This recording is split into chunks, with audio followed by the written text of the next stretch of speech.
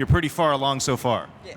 I had a bit of practice. Yeah, I had a few ideas up in my head, do you know what I mean? So I kind of knew what I wanted to achieve today. But still, what I find sometimes, even though you have like this idea in your head, when you start painting it, you get halfway through, you think, I don't like it. You go back, you switch things up. So the final result today may change slightly. So yeah, again, it's just a lot of, what's what I'm looking for? I can't think of the word right now, I'm sorry. Well, tell us about the inspiration of where this is heading. I know we're at Le Mans. It seems like we've got some red, white, and blue here. Are we thinking the French flag? Why not? I mean, so obviously Le Mans, iconic location. The race has been going for over 100 years. Again, a vintage Ferrari, make it look vintage. Do you know what I mean? So make it look all like nice, clean lines, simple colours, for, like posters back in the days. But I'm going to kind of make it a bit more scuffed up, like it's been used, like it's been worn, you know? So yeah, hopefully it's all right. And your specialty, I guess, from knowing your work, your specialty is sort of realistic race design. Was that fair to characterize your style, so to speak? Yeah, for me, I started creating libraries because even when I was playing offline, obviously you see the designs on the cars that you're racing. I wanted to try and have the cars look all similar, like an actual race event, if you know what I mean. So rather than having like a red car or a blue car or a pink car, I tried to make them all look like race cars. So sponsor logos, you know what I mean? You know, things that I did some research into, like the placement of the logos. You know, logos is key. Accurate, kind of like manufacturer logos makes a difference to the final design. So yeah. All right, well, it looks great. Fantastic work. Can't wait. This is one of the liveries we'll be giving out. It's really awesome. Thank you so much for your time. We actually have one other person that we're going to talk to. We're going to scooch over here. We're going to talk to Robin, who's a member of the Forza community team, traveled all the way out to France. Thank you for being here. It's awesome. First, before we talk about painting, what's your impressions of Le Mans so far? It's fantastic. The atmosphere is just exhilarating, and I had no idea when I got here. And standing beside the track and feeling the reverberation in your chest is just amazing. Awesome. So what's interesting to me is that Jason and Robin have very different styles. Where we're talking about Jason's style was more race inspired. Robin, you have a very art-inspired style. You do realistic paintings, realistic drawings, all using these basic shapes in Forza. Tell me about how you got started and what your inspirations are. Well, I got started by accident, really. A friend of mine was looking for a game that we could all play together, and he bought me a copy of Forza, said, hey, try this out. And I really liked the racing, but then one day I went into the auction house, I saw a livery, and I said, hey, that's what I want to do. So I've been practicing ever since. And yes, I do try to push the livery editor as far as I can, and for me it's an art form.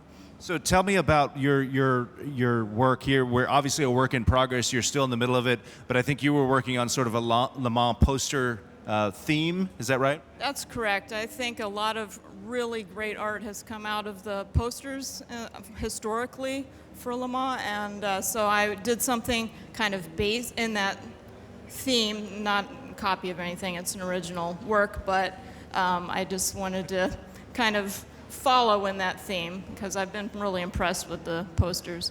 And very quickly, you are using basic shapes to create these paint-like strokes. Is that correct? Is that the basics of what you're doing? That's correct, yes. It looks amazing. Again, Robin and Jason's liveries are going to be available to those watching on Mixer and Twitch. So make sure you're linked up and keep painting, guys. The work looks awesome. Can't wait to see these on the cars and drive them when I get home. In the meantime, back to you guys on the desk. All right, thank you so much, Brian. I make a mean stick figure in MS Paint. I tell you, I get the circle, right? Yeah. Hear me out. You do the circle. You bring the line down. Hands out, right? You're going too quickly. We have to bring this back a few steps. The hand, okay. Yeah. Circle, line, little arms sticking out, legs sticking out, and then if it's a girl, little triangle for the skirt. That's nice. Isn't that nice? It's a good way of differentiating. It's incredible to see these painters at work, though, because I mean, Yeah, I've given it a go a few times, and they just look, I'd put so much time They're into on them. I another try level. so hard, and they look rubbish. The you talent know, that they have is just on, is these on ones are another just, level. they're mad. They're great. Oh, man. Well, guys, good news is we have the final results of race number 1. Let's go ahead and take a look at that. So, Lage will secure himself in first. Roadrunner, Lightning, second and third. Box got hit with the penalty there. So you really can't, kick a guy while he's down. He stood up in the interview. He was standing there and saying, "Yeah, that was my fault." And I think that's a it's a big thing to do. Stand there and just take it. Yeah. He'll have the experience to move on from that. I think Lightning was a little bit rough in lap 1. I think there was an overtake there, which may have seen him with a warning, but he's gotten away with it, which is a good thing. And if you don't get a yellow card, you're not racing hard enough. Very true. Very true. Well, guys, there you have it. So that is the final position there as we get ready. And it's now time to jump into race number 2 in the grand finals here of the Forza Racing Championship Season 3, presented by Porsche. It's going to be in Nürburgring. And what's exciting about this one, it is going to be the wet option, or as I like to call it, the moist track. Had to fit moist in there somehow. That's awesome. That's all. Yeah, you've made it awkward now. Yeah. You made Forza awkward. Well done. Yes. If there's one thing I could do, make things awkward. All right, here we go. And these guys are going to be racing in the Porsche Turbo S model here. What can you tell me about this car? Yeah, it's a cool little car. It's got a decent amount of power. Obviously a turbocharger, and that's what's important here, because it's all about keeping that rev range high enough to keep the turbo whirling around and sucking that air into the engine. You need it, they run off the exhaust fumes, so you kind of have to get the engine going first, and then it starts really kicking off. Yeah. And so it's going to be about keeping the revs in the right range to get the most power out of that engine. That's what's going to be interesting, especially on a wet track. Yeah, that's right. And speaking of the track, let's get Brian's thoughts here. And thoughts on, maybe calling it the moist option. Yeah, moist is one adjective you could use. Listen, we are at the Nürburgring. This is the wet version of the track. This is the 3rd time we're at the Nürburgring for the Forza Racing Championship Season 3 Grand Finals. You might remember yesterday we did it in the daytime, we did it in the nighttime, and here we are in the wet. And let me tell you, the Nürburgring in the wet is very challenging because you do have elevation changes on this track, and those puddles collect right where you would expect them to be, at the bottom of the hill. In the toughest corners, you have to stay a little bit on the outside because those puddles are on the inside of the corner at some of these really challenging corners. The turns are challenging enough. When you add the wet, when you add the puddles, it's going to be an incredible challenge for these guys. Let's see how they do. All right, thank you so much, Brian. And yeah, I mean, when you throw the weather condition in there, it certainly, throws things for a loop. You gotta, and this is the first time we're gonna see this. So for a lot of these drivers, this is a whole new world here. I mean, a good way of imagining it is it just narrows the track. You have puddles on there, you have to work around them, Here we go.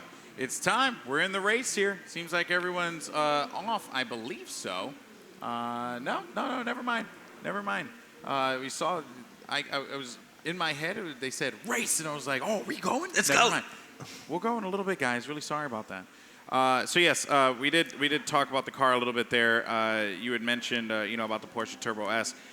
Any other little tricks, little secrets about this awesome vehicle? Yeah, I mean, this is a sort of classic Porsche that you're going to see here. Rear engine, so that's all sitting behind the rear axle. That's a very classic Porsche place to put it. And develops 550 brake horsepower. To put that in context, that's the same amount that the GT198 produces. That first car we had, that's a dedicated race car. This is in a road car chassis. Wow. So you can think about how that's going to affect it in terms of going through corners especially. A lot heavier, a lot more difficult to steer and to maintain line with than the Porsche GT1. How would the all-wheel drive play a factor in this as well? Because we do have the weather condition on the track. Yeah, all-wheel drive is very useful, especially when you're in the wet. It gives you that acceleration from all the cars, the front and the rear. It will affect the way people choose to approach the assists, though, especially. Sim steering is an absolute essential for all-wheel drive. That's when you set it. So there's no compensation for how you move the thumbstick. It all just translates into steering drive, and you have to be very smooth with it. You have to really be a pro player to be able to pick that up. That's right. So, again, be on the lookout for that going into this one. Again, this track, it's really going to throw people for a loop. But now we want to know who you guys are going to think will come out on top. Who will be the winner of this race. You can vote right now if you're on Mixer. It seems like you got Lage and Lightning with the with the win so far, with the lead. I want to see some more. I'm liking that support though. Roadrunner. I'm liking that support that Roadrunner's starting to drum up. Well, there you Lage go. and Lightning, they're the obvious choices in previous seasons. But yeah, Roadrunner in the last race is just impressed. I think he's practiced these tracks. I think he's practiced these cars, and he's well prepared for this final. Indeed he is. He will be starting in the second position going into this one. Lightning in third, especially after that thrilling final turn. Man, what a way to open it up for the grand finals of the Forza Racing Championship. So we're going to get cooking just a little bit, folks. We thank you so much for sticking with us here. If you're just joining us, it's the grand finals, and we're going into race number 2, which will take place in the wet option of Nürburgring. Again, this one is going to throw a lot of folks for a loop. It Can't will. wait. It will. I mean, you have to remember, especially if you've just tuned in, as Alex says, it's been a long day of racing. This day of racing really started sometime yesterday night, but we just haven't stopped. We just kept going, pushing through, and now it's just it's getting to a point where mistakes are coming out, and wet racing is it requires that much more accuracy. All right, folks. Well, here we go. Time to start the second race. Lage in the pole position. Roadrunner in second. Lightning rounding it out in third for the top 3. But just outside of it, GDZ Chris, look for him to make some noise here. We have Kaiser Wolf in 5th. He started in the 12th position, and now look, he's challenging for that 4th. And then Kar Amarth there as well. Zermatt there, just starting the second half of this grid with Rossi in 8th position. He can do better than that. He'll be looking to push forward through the wet. Johnson just behind him, and Envirus 999. That's somebody who has very similar skills to Roadrunner. I think he can do better than 10th position. Force 1 and Box on the back row of the grid. They can only go forward from there. Box started 3rd on the grid in race 1, but because of an incident that occurred, ended up going all the way to the back. But here we go. We are green. It is time to start race number 2, Nürburgring. And here you go. You can see the tires pick up and all that, just all that water just spread around them. It's insane. Getting a little collision, though, off the start, and this is exactly what you would expect to see here as things are getting a little hot and heavy to kick things off. But Roadrunner's going to be able to take that first place. Lightning's going to be in 4th now. And this is where things get very interesting, because with Roadrunner in the pole position, this is Lage right in front of him, trying to challenge it. Lightning, though, coming in the corner. Lage is going to be in 3rd place, but he's looking to establish himself going into the right here. Roadrunner, though, he is in 1st place, Ali. I can't believe it. This is playing so nicely into Roadrunner's hands at the moment. Lage and Lightning stuck behind him. All he needs to do is back them into each other. They'll start squabbling, and that'll give him plenty of chance to run away with this. That was a little bit of a slide there. You can see it's slippery out there. Oh, indeed it is, man. And this is where things get very interesting. Lage just got passed, though. Lage goes into 4th, and now we have Lightning and GDZ Chris are rounding out the top 3. I cannot believe it. Amarth is going to go back, and I think there was a crazy accident, though. Oh, my word. What is going on here? Lightning missing his braking, just missing it altogether, well too late, out on the gravel. So he had that advantage over Lage just for a second, and just like in qualifying, couldn't capitalize on the advantage. It's going to be Roadrunner sitting there in the lead of this race and thinking, well, this is going well. Just have to hold it together now. You want to talk about throwing a wrench in everything. The wet option in Nürburgring certainly has been that, and you have to be very cautious about those bumps too, because if you get hit, that could really send you off spinning into the side. Lage is in 11th place right now. Lage is in 11th. Absolutely unbelievable, isn't it? And this is the point when you start to see these very, very experienced players showing their class. It's going to be about staying calm. It's going to be about moving slowly through the field. Don't assume you're faster than other people. Treat everyone with respect. There you go, a nice move from Lage there, up into 10th. Treat them with respect, move slowly, and don't make mistakes. There is a good thing that no one was actually behind. That was Lightning. Good thing no one was there to be able to answer back, because he was off on the grass just a little too much there. GDZ Chris, apologies. GDZ Chris in 2nd place. Roadrunner, though, he's built up an incredible lead. I can't believe it. That 300-foot cushion that Roadrunner has will just give him so much confidence now. He'll be able to just settle into his rhythm, take his race pace, he can lose 50 feet, gain 50 feet here and there, and just relax. And often, you know, when you turn your racing down a little bit, when you start becoming a bit more smooth, go at 80%, 70%, the lap times tumble too. Weather condition definitely throwing everyone for a loop, though. Lightning in 5th, Kaiserwolf 4th. Kaiserwolf looking to continue to add on to that incredible run that he's had thus far. We haven't really talked about him all that much. He was in 12th, now in 4th, in a great position. If he can continue to maintain this going into race 3, that's huge for him, man. He was in 12th. Yeah, agreed. Kaiserwolf here, you know, what a great performance from him. And he's somebody who has just been showing his class tournament after tournament recently. He's really a fast driver and a great driver too. Very good judgment. So I think, yeah, I'm happy to see Kaiserwolf up there, actually. A real safe pair of hands for a good battle. Especially with the way that this weather has been panning out. Virus, though, looking to creep on the right side there over to his perspective to see if he can overtake Lightning. Lightning looking to play defense, and things have kind of leveled out here. You know, we've got some normalcy in this. I mean, lap 2 of 6, everyone's going to want, you know, they all know you're only going to get points at the end of this race. They just want to run their race, get their pace down, get rhythm, and just keep it safe. And I think everyone's comfortable now, right? They're comfortable. They're like, all right, we know what the turns are coming here. We know how to brake here. I think the first lap just threw everyone for a loop. They just weren't expecting it, Ali, just the commotion that came out of that. No, I agreed. 5th place, though, and 4th. I think Kaiserwolf is starting to get under a little bit of pressure there. Just up ahead, but Lage, I mean, he's already up to 9th. He can do this. And you can see that's a gaggle of cars up ahead of him. He's got a chance to get through them, but it's just going to be a matter of rolling those dice, hoping that those sort of waves of cars part, and he has a shot at this. Virus here right on the heel of Box, but he's getting bumped from behind by Car Zermatt. Going into the straight here. Lap 3 starting. You're going to have Roadrunner building himself an incredible lead here. You got to love it if you're Roadrunner.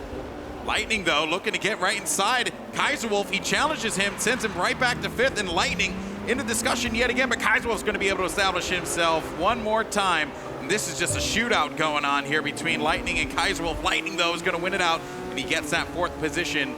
Things were not looking really good for Lightning, but he's reacted very well. He's recovered. And again, a little bit of that swerve there. You saw it there, Ali, in that turn, in that left turn. It was pretty. Yeah, agreed. I mean, they're both struggling to find their lines around these very deep puddles that appear at the Nürburgring GP when it's wet.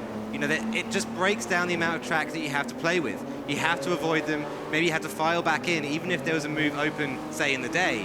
When it starts raining, yeah, you're going to have to file back in.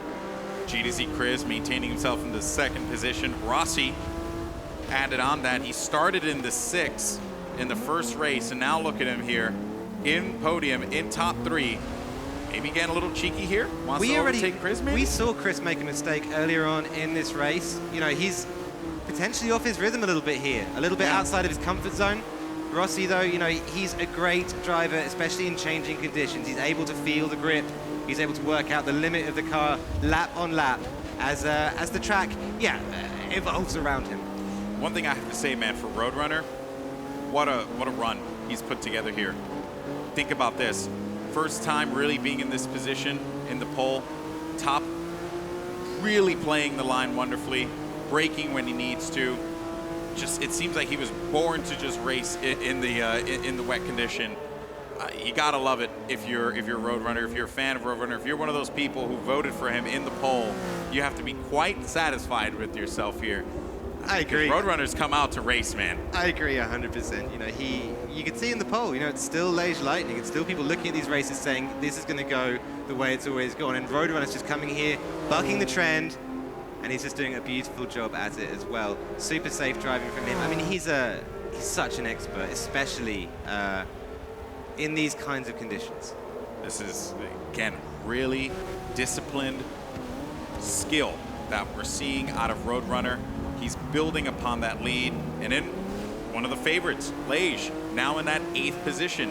This weather condition really threw him off. It threw off everyone, but Lage was the one who suffered the most. He had a brilliant race in that first one, but just hasn't been able to put it together here because of all the just insanity that's going on. Agreed. And he'll be frustrated looking forward right now, Lage. Previously, that gaggle of cars going all the way up to second place GTZ Chris was very tight, very grouped together. Now, as we're approaching the midpoint in this race, a little bit past it, in fact, they're starting to spread out. And what that's meaning is that, you know, if there's a mistake up ahead, if there's a gap for him to shoot in, he's not going to make up as many positions as he might have previously. Yeah, this is where things get interesting because points are going to play a factor here, right? Because of this, now Roadrunner, he gets himself that first place position and he gets the second. He's in the lead firmly.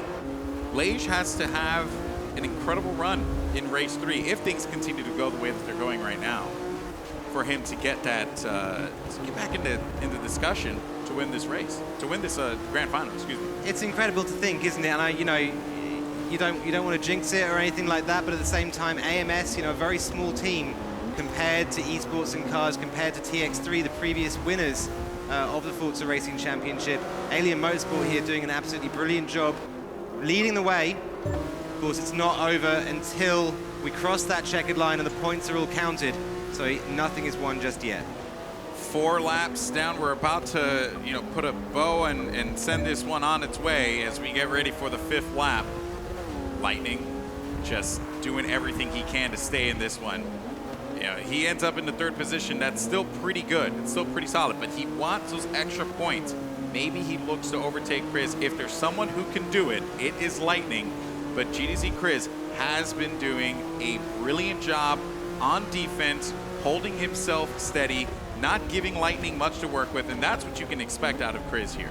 Yeah, it definitely is. That's it. It's a slide, though. Oh, and I feel like I kind of jinxed him on that one. That is unfortunate because Chris, he struggled on that turn before as well, and he didn't have anyone right behind him to strike. Lightning, though, right on it, saw him go wide, was like, oh, all I got to do is just brake early, take this turn nicely, and I'm in 2nd place. You can't afford inconsistencies like that at this level of competition. You know, Chris, he's been on the grass earlier on this race. We've seen him miss turn 1 a couple of times now. He just needs to lock in and absolutely hit every apex, hook up every corner, because otherwise, yeah, people like Lightning, people like Rossi, they're going to punish him. Yeah, he's in a shark pit here in between these 2 drivers. He's got to be very cautious about this here. Every single turn counts, but more so with the wet option in Nürburgring. There we go. Going in to this right. Rossi looking. He thinks he has an opportunity, but Chris is just going to hold him off there. And he didn't really dive much on that one. So Rossi waiting. He's not counting his chickens before it hatches here. He's just going to play this one safe. And I think he's expecting Chris to also screw up. That's really what he's looking for. I don't think it's going to be more Rossi forcing the issue. It's going to be Chris maybe buckling down in the pressure. I think he can hold it off, but again, struggle's real. I agree. I mean, Rossi was someone we saw getting a penalty in New York, and that's very uncharacteristic from him. He's an incredibly patient driver. He's somebody who's able to just look at the gap ahead, wait there, wait for his opportunity, and then pounce. And so it's all about getting this tournament experience. Maybe he's now looking at this in a different way, coming into these offline events with a different attitude. We had mentioned before about Lage. He was in the 9th position. He's managed to fight his way out into the 6th. Not bad from the from the numerous time champion there. Lightning, though, has got to defend himself, and there you go. Chris, I respect that. He forced Lightning into that situation. Had to make him cut in a little early. He was trying to go in for the inside, but this is where it all comes down for Chris. We're in the final lap here, and he has to hit this turn, and this turn has been tough for him. Something I'm super curious about, watching all of these races going around.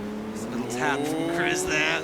Love it, love it. He's going in the outside too. Scan a little bit on the tires there. Lightning, those holding this one. And he managed to fend that one off. And I think at this point now, it's going to be a safe race for Chris if he continues on this pace here. But he's looking to go on the inside. Lightning defends it, holds it down yet again. And Lightning and Chris, man, those two just going back and forth, really. They are. They'll be at this all the way through. Yeah, something I'm really curious about is how much practice all these drivers put into these final 4 races. You had to go through a large number of other races, I think 12 in total, to even get to this point. So do you think a lot of them committed their time to practicing it, or maybe focused on the ones that would get them here, and they were like, well, once I'm there, I'll kind of wing it? Yeah, I think that the second option more so, right?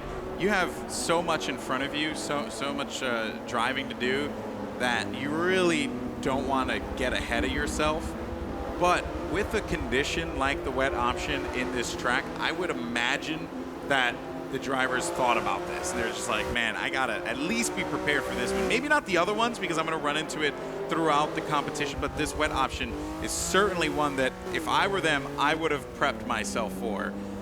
Even if, you know, there wasn't a chance I was gonna make it, I'm still like, I have to be prepared for this because you never know. And I think that's where a guy like Roadrunner, who is just gone, he is bolting out of there. I think he put that work into this. Look at this, coming down towards up, just going towards a shame. Behind him, though, it's still Chris and Lightning battling it out. This is where pressure's going to get on there, man. Ali Lightning, he's got to be able to hold this one off. Hits the right turn beautifully. Doesn't really look to be in any immediate danger, but now going into the final turn in this lap, can Chris strike while the opportunity presents itself? No, Lightning's going to be able to defend it, and he comes out of that exit wonderfully, and that is basically going to do it. Roadrunner will secure himself the victory, getting the critical 25 points. What a race there. Lightning gets second, Chris with third, Rossi with fourth, Lage now with fifth, so he was able to overtake Box there. He was in the sixth position, Box with six as well, Kaiser Wolf with seven, and there you have it, folks. We got ourselves a race here. We got ourselves a competition, baby. I love it.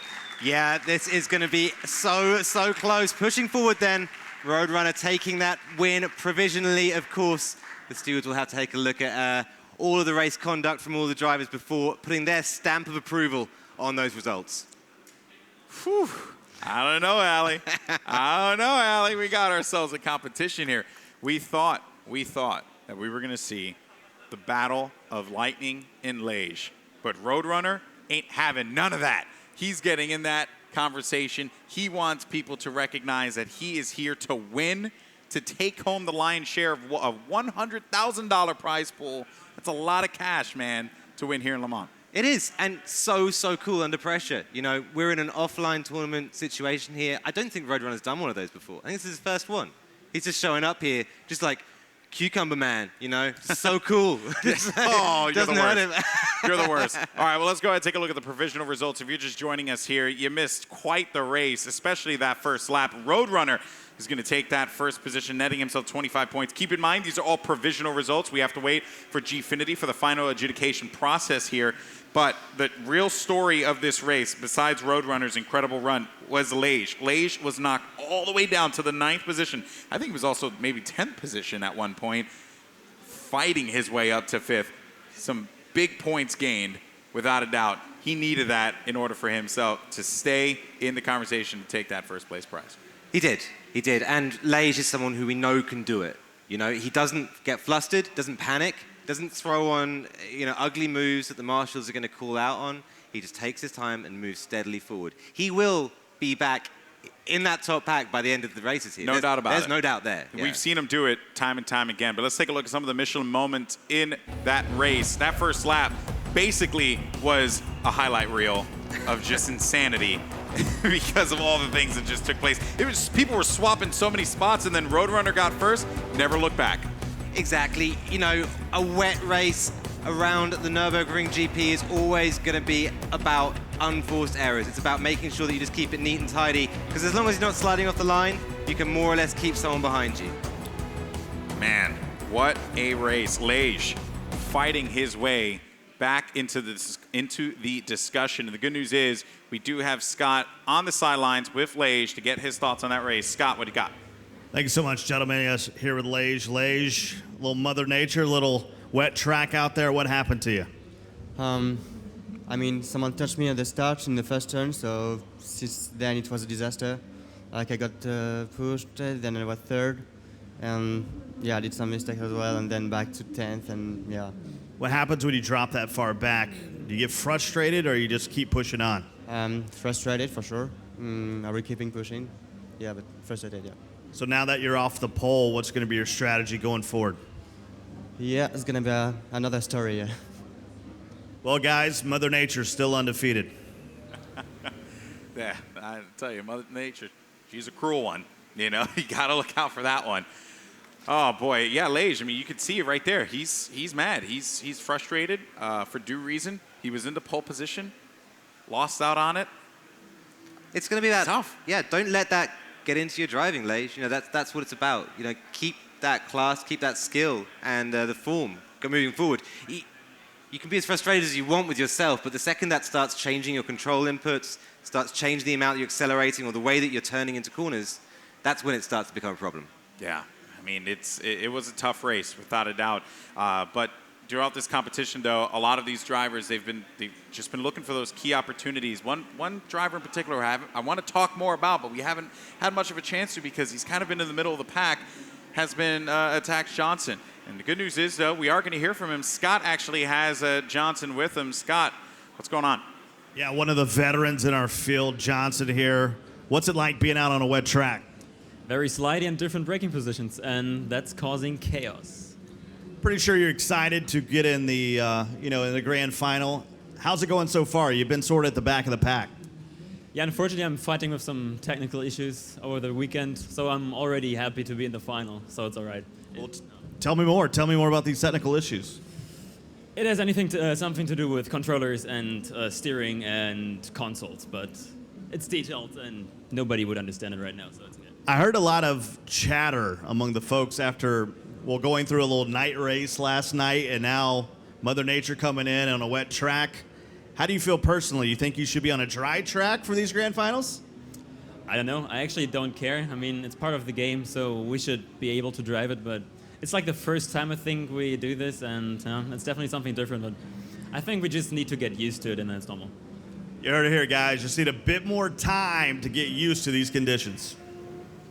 Yeah, this is different. This is something that you typically don't really get to see all that much. I mean, in New York, we had a very different format as well, where the grid remained the same. No matter what the result was, the grid remained the same, and that did benefit a lot of these drivers, especially guys like Lightning as well, who really benefited from being able to go into that. I think it was in the second or the pole position in the finals there.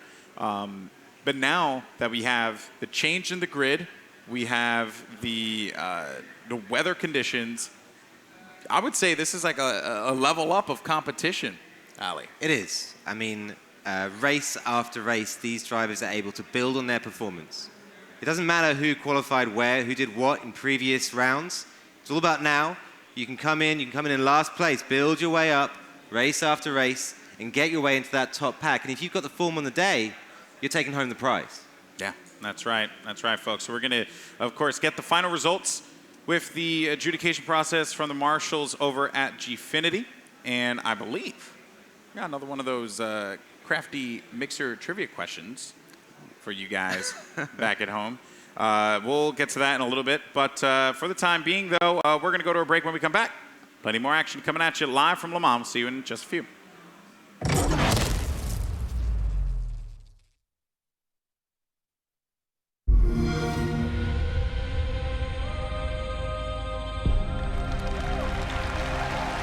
Welcome to E3 2017.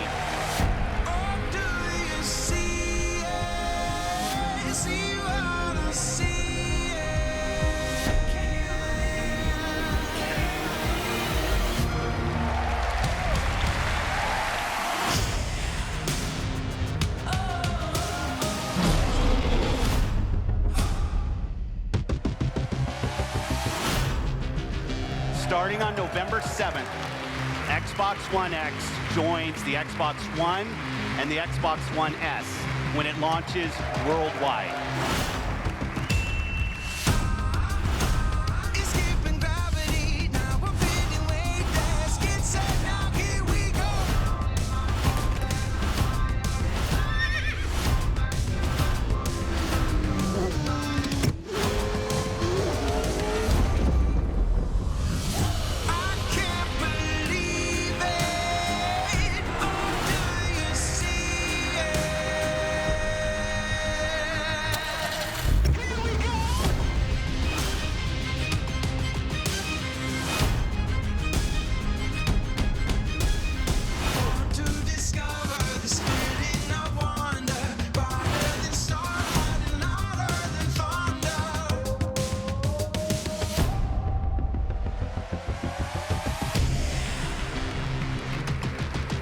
Even if you haven't made the jump to a 4K TV yet, the new 4K games you see on stage today will look better on your 1080p TV than anything you've seen before.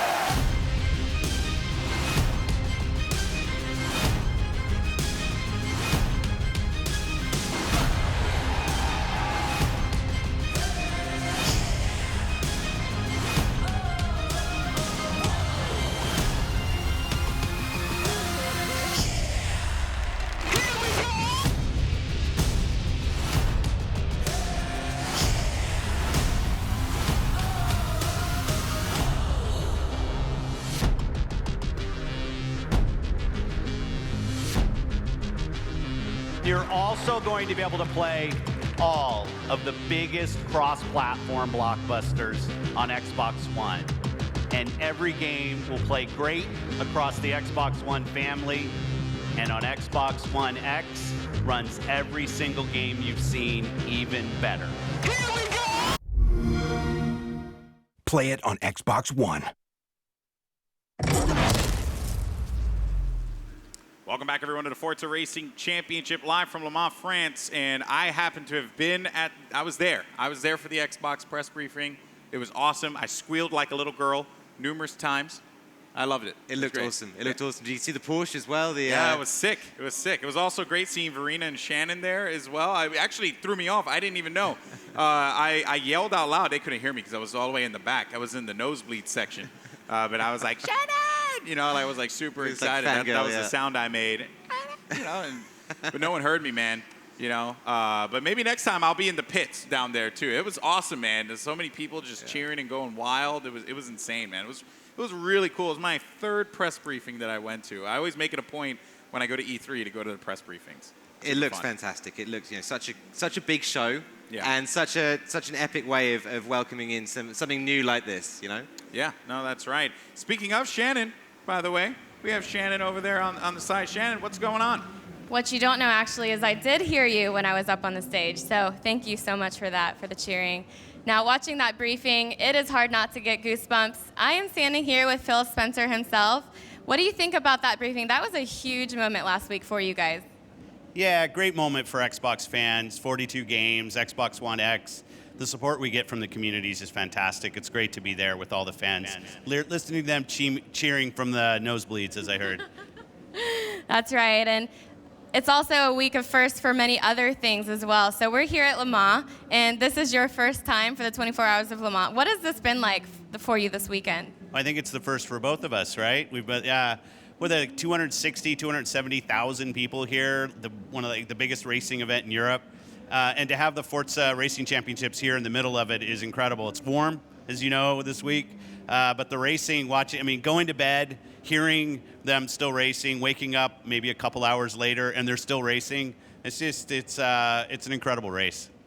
And let's get a little bit more specific, too, where we are specifically here. We are at the pavilion for the Forza Racing Championship. So what has that been like to kind of get here, feel it, see it?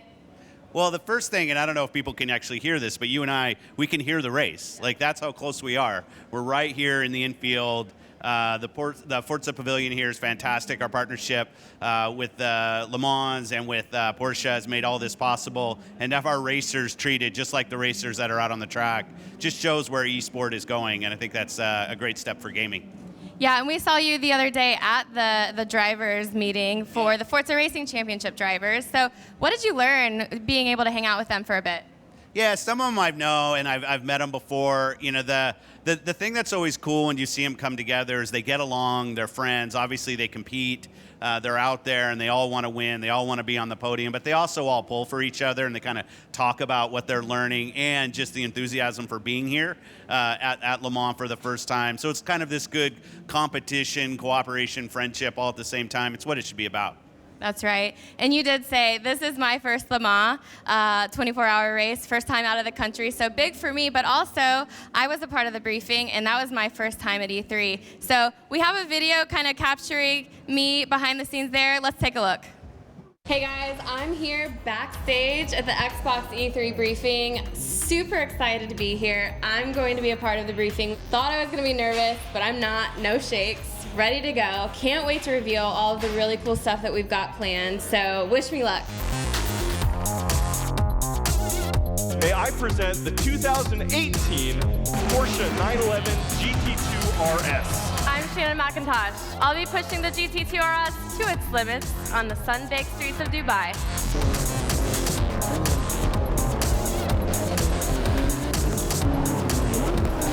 So as you can see, we are shutting it down here. The show is over. We've been here rehearsing for the last 2 days, so we've gotten up on stage and it's been kind of an empty auditorium. The nerves were kicking in last night. My mind was just going through, what was I gonna say? How was I gonna feel? Getting here today, the excitement was real. The energy was here. You could feel it when you walked in today. Coming out here on stage was phenomenal. There was so much excitement and energy, and I felt natural. I didn't feel nervous. Fans were so excited, not only to see the new Xbox One X, but also Forza Motorsport 7. And for me, playing the new GT2 RS on stage there was amazing. It was so vivid in that 4K. It was crisp. I felt like I was in it. But also, I'm kind of excited because I actually haven't seen the new GT2 RS up close. So let's go see if we can find it. I want to see what it looks like with my own eyes.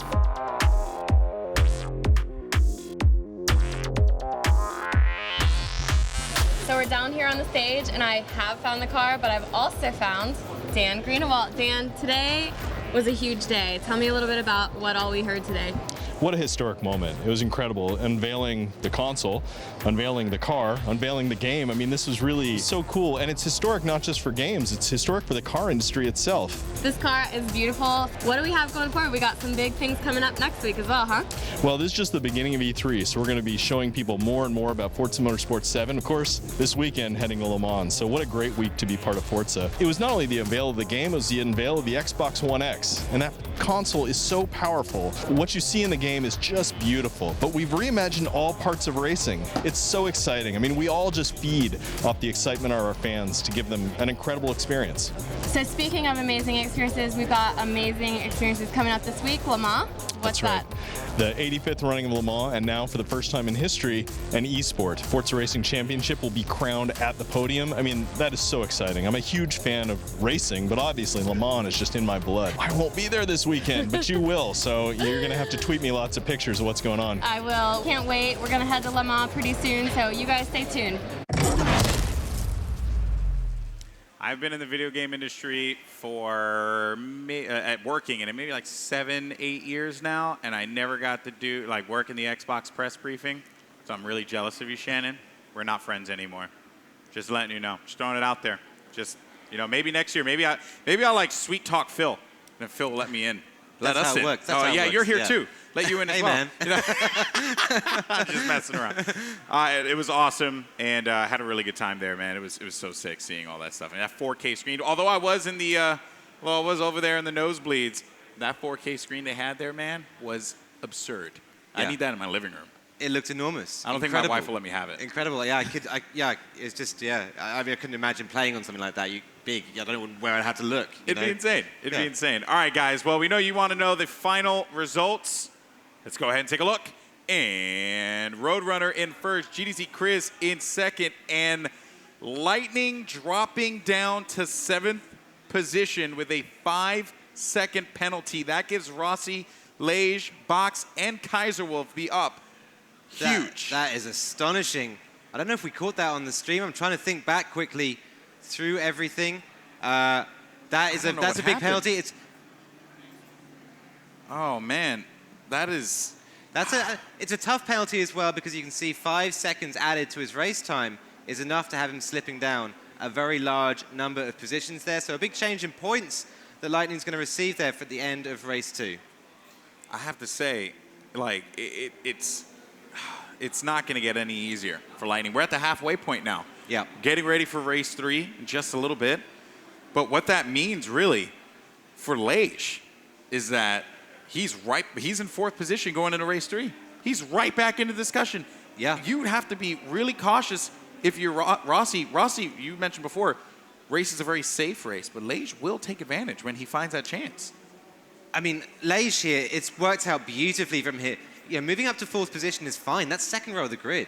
You can take the lead from there if you've got a good enough move, at the start of a race. I mean, yeah, so really tough for Lightning, though. 2 races remain, and he's going to have to absolutely bring it now if he wants to walk home with this win. This is where champions are born, but I do want to get more information on it. The good news is we have Brian on the sidelines to discuss this. Brian, what's going on?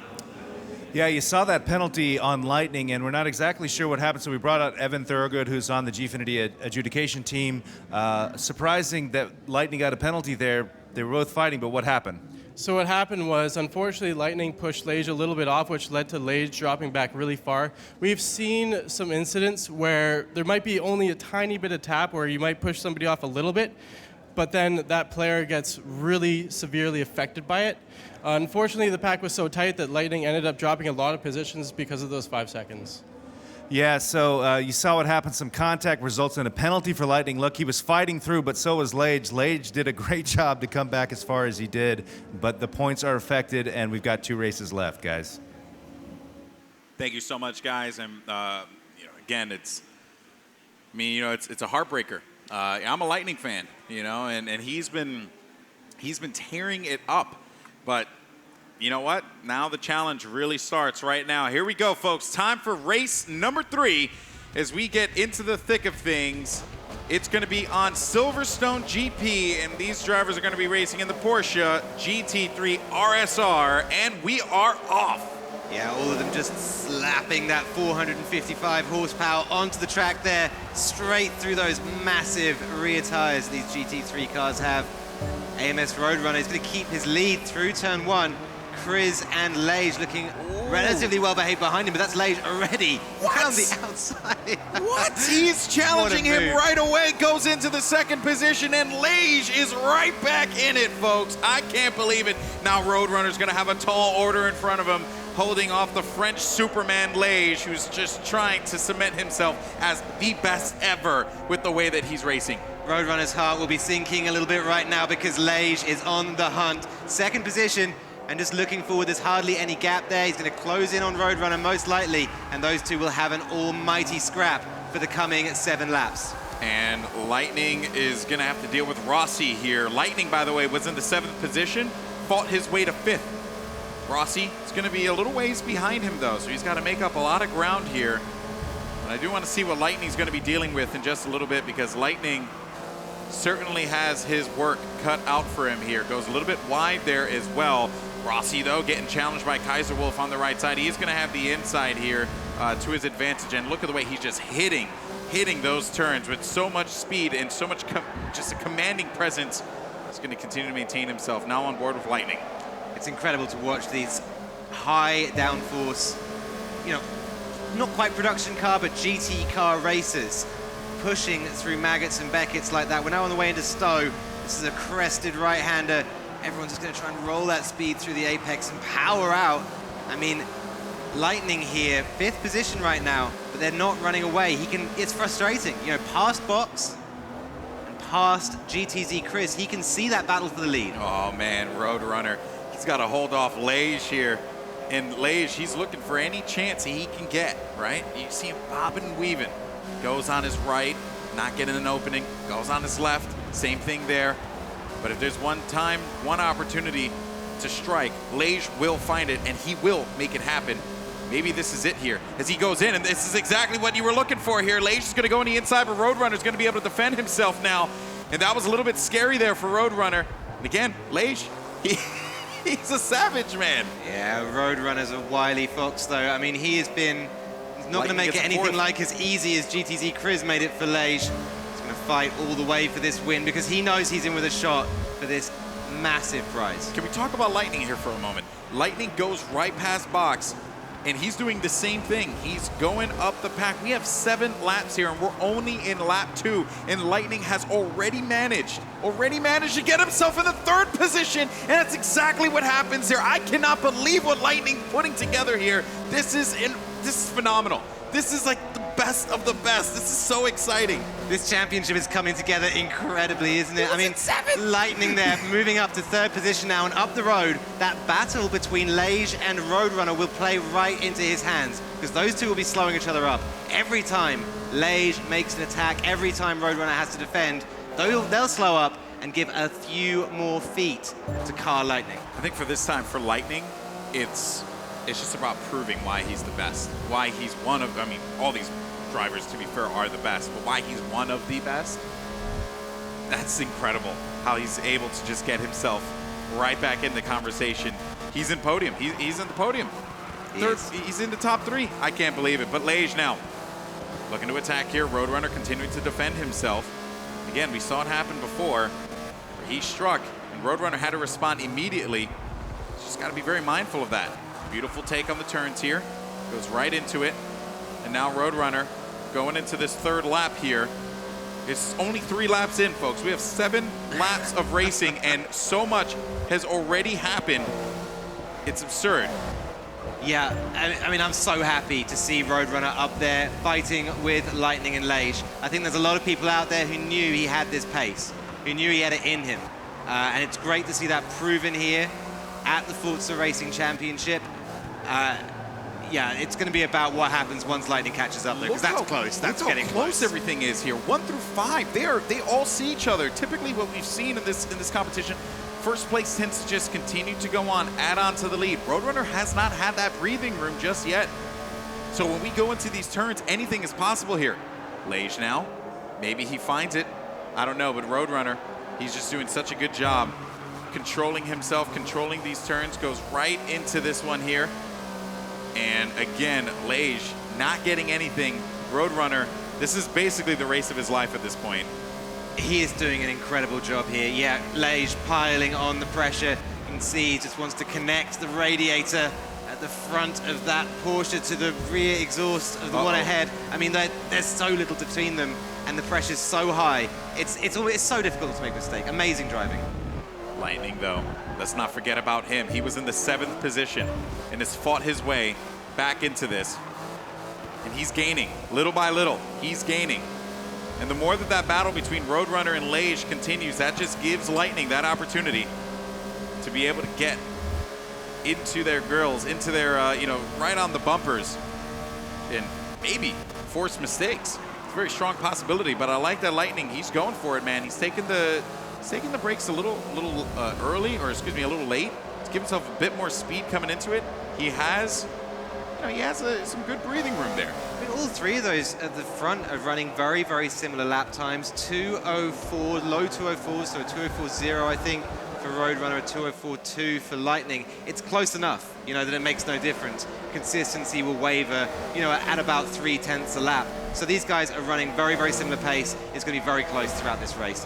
And while there's been a lot going on for the 1 through 5 position, let's not forget about 6 through 12, because there's certainly been a lot going on there as well. Johnson's going to be in that 12th position here. That's unfortunate for him, and Zermatt as well. Just not getting what he wants there. Force One's also been living in the backfield. He just hasn't found that chance to be able to move up the pack. It's been very difficult across the board. It has. It's been difficult for Force One so far in this competition. It's his first offline event, though, and so it's a great experience from him. Still a very young driver in Forza Motorsport. Box, though, saw him peaking there into the top 4 in this race. So that's fantastic from him after such a difficult start to the finals today. Box is back. Look at this. Lage, he's basically on him. 15 feet separates 1 and 2. And Lage is just looking for anything. He's drafting him beautifully. Looking to go into the outside here. Perhaps Roadrunner has to be very mindful of this attack that's going to be coming from Lage. He holds this down there, and they're just whizzing right by these turns. He's going to go a little wide, Roadrunner. Lage, 32 feet now. Continuing to progress through this one. And you're going to see them speed right through this. Maggots and Beckett's here. Just that right, left, right. Then we're going to go round onto the main straight. That's a beautiful line from Lage. You can see he's got a little bit of a run in terms of speed now. Roadrunner, he's not going to leave a Porsche's width between him and that white line on the right-hand side of this road, because Lage will be right up in there. And look at the way Lage is, he's creeping around, right? He's creeping outside. He's, at this point now, it's not necessarily about getting the draft. It's just about forcing Roadrunner into a mistake. You can see he's looking for it. Look at the way that he's maneuvering on the outside. He wants him to take that risk and move in a very, uncharismatic way. But here we go. Lage, he's going to go into it, and he manages to make it happen. I cannot believe it. The French Superman has found himself in first place for Roadrunner. Let's not forget about him quite yet, though. He's right there, but never mind. Lage has forgotten about him, as he has now secured himself the first position. freaking believable. That is Forza Motorsport at its finest. Pure class there from Lage. He just bided his time. Patience was just the name of that game, and he made that move happen at the end of the track. Nice wide line, and just outran Roadrunner on the inside there. I mean, Roadrunner, he was never going to be able to make that defense happen on the way into turn 1 on the outside of that. And he's going to just have to do it all over again. You saw it happen. You saw the way Lage was just poking about, right? Got Roadrunner to just freak out just a little bit. Found that chance and dived right in. But while all that was going on, though, guess who progressed further? Lightning. He's right there. 38 feet separates him and Roadrunner. Good news is, though, I want to actually figure out what the point differential is going to be, especially now that Lage has been able to take first place. Brian, I know you wanted to talk about that. What's going on there? Yeah, so I don't have the point totals themselves, but I was just told by the adjudication staff that if results stay the way they are right now, Lage will be ahead by 1 point at the end of this. So, again, if things stay as they are now, Lage will be ahead by a point. 1 point separates this competition. This is the best you could possibly ask for, man. This is the stuff that just makes you so excited. It's just an esports fan to just see competition the way that it is here, Ali. You've got to remember, Lage has never won a Forza Racing Championship by more than 1 point. You know, he's his hero, Alain Prost. You know, he says win a race in the slowest possible time because that's the most consistent way to do it. And I think that's the way he looks at these championships. Comes out here, gets the lowest possible amount of points necessary in order to take home the best prize. That's insane. Insane. We're going into lap 6 now, and Lightning right on Roadrunner's tail. Can Lightning strike here? That's the question. He's going to go right into this. And Roadrunner has to defend himself yet again. Arguably the 3 best drivers here, all going up toe-to-toe against one another. Lightning's going to go on the inside here. Roadrunner's going to be able to establish himself as they make their way into the left. Good job there from Roadrunner, holding off Lightning for the time being. But still, look how close this is, Ali. Look how close this is. Lightning has done a great job. You know, if you look at look at the track map on the bottom left there, you can see a few people being left behind this front pack. Lightning had his opportunity. He needed to bang those lap times in, lap after lap. And he's done that. He's managed to not only stay with this front pack, but actually bridge a gap that was there in the first place. He's now there, he's relevant, he's putting the pressure on Roadrunner. I mean, whether he can pass Roadrunner quickly enough to threaten Lage before the end of this race is another question altogether. He's gonna get himself some good draft there, maybe gain a little bit Lightning. We'll see if that's the case. Now, back into the mid-pack here, Endurance. We haven't really talked about him all that much, but he's gonna be in 7th. JSR Rossi, 6th place for him. GDC Chris, the guy that was in 2nd position coming into this one, now fighting for his life there in that 5th spot because Rossi, you know, you mentioned before he's a safe driver, but hey, when that opportunity presents itself to strike, you do it. Rossi will make it happen. The great thing about Endurance, you know, he's in the top 12 Forza races in the world, and he's racing cockpit view. You know, we're sitting here spectating from the back of the car, but he's sitting there on his view, you know, with the hands on the wheel in front of him. He's got a little radiator fan just to his right. You know, obscured visibility, all of that stuff there, and it's so impressive to see him up there racing with the likes of JSR Rossi and beating, for the time being, the likes of Kara Math. Yeah, I mean, really, when you think about it, it's all about comfortability, right? How do you feel? Are you comfortable with the camera views? I prefer to play with that third-person camera, but I know a lot of folks who play off the hood. They love that view, or they like to go inside of the inside of the car itself, really get the full experience in there. So much really to take into consideration now. Lightning, as we go back into the top of the pack here, get a little skid on those tires as well, and pressure certainly on for all 3 of these guys. This is the final lap in this race, but Lage, ladies and gentlemen, oh, unbelievable what he was able to put together. Brilliant, brilliant stuff. I mean, the gap's starting to emerge now just a little bit. Maybe a couple of sloppy corners from Lightning, just causing that to space out with Roadrunner. It's the same, though, between Roadrunner and Lage just up the road. As you say, as Brian said, 1 point difference coming into the last race. That's more or less all that means is whoever's ahead. You know, it all comes down to one race, and that'll be coming up just after this one. Race 4 will determine who our champion is. It's not about points. It's not about, like, oh yeah, they were able to get 3 wins and, that nothing's going to stop them. No. That 4th race is going to be everything. And I can't wait for the track that we're going to close it out on as well. Oh my goodness. Oh, wait a minute. Lightning, though. That was not good. You saw the little drift there for a brief moment. That would have been absolutely horrific if he would have just spun out there. I think at this point now, just race it safe, go for 3rd, and just get that 1st place at the end. He'll be looking in his mirror. His car box 100 feet behind Lightning right now. And he could even make a lunge if Lightning makes another mistake. I mean, this is... Yeah, that wasn't good at all for Lightning. Yeah, as you say, just take it. Just take 3rd now, play it safe, run that car home to the last chicane and get it over the line. Points is points, and you can make it up in the final race. Yeah, with how close this is, just take what you can, man. And that's going to do it there. Lage, I cannot believe it. He's going to get that 1st place pole position here, ladies and gentlemen. Roadrunner right behind him there. Lightning in 3rd.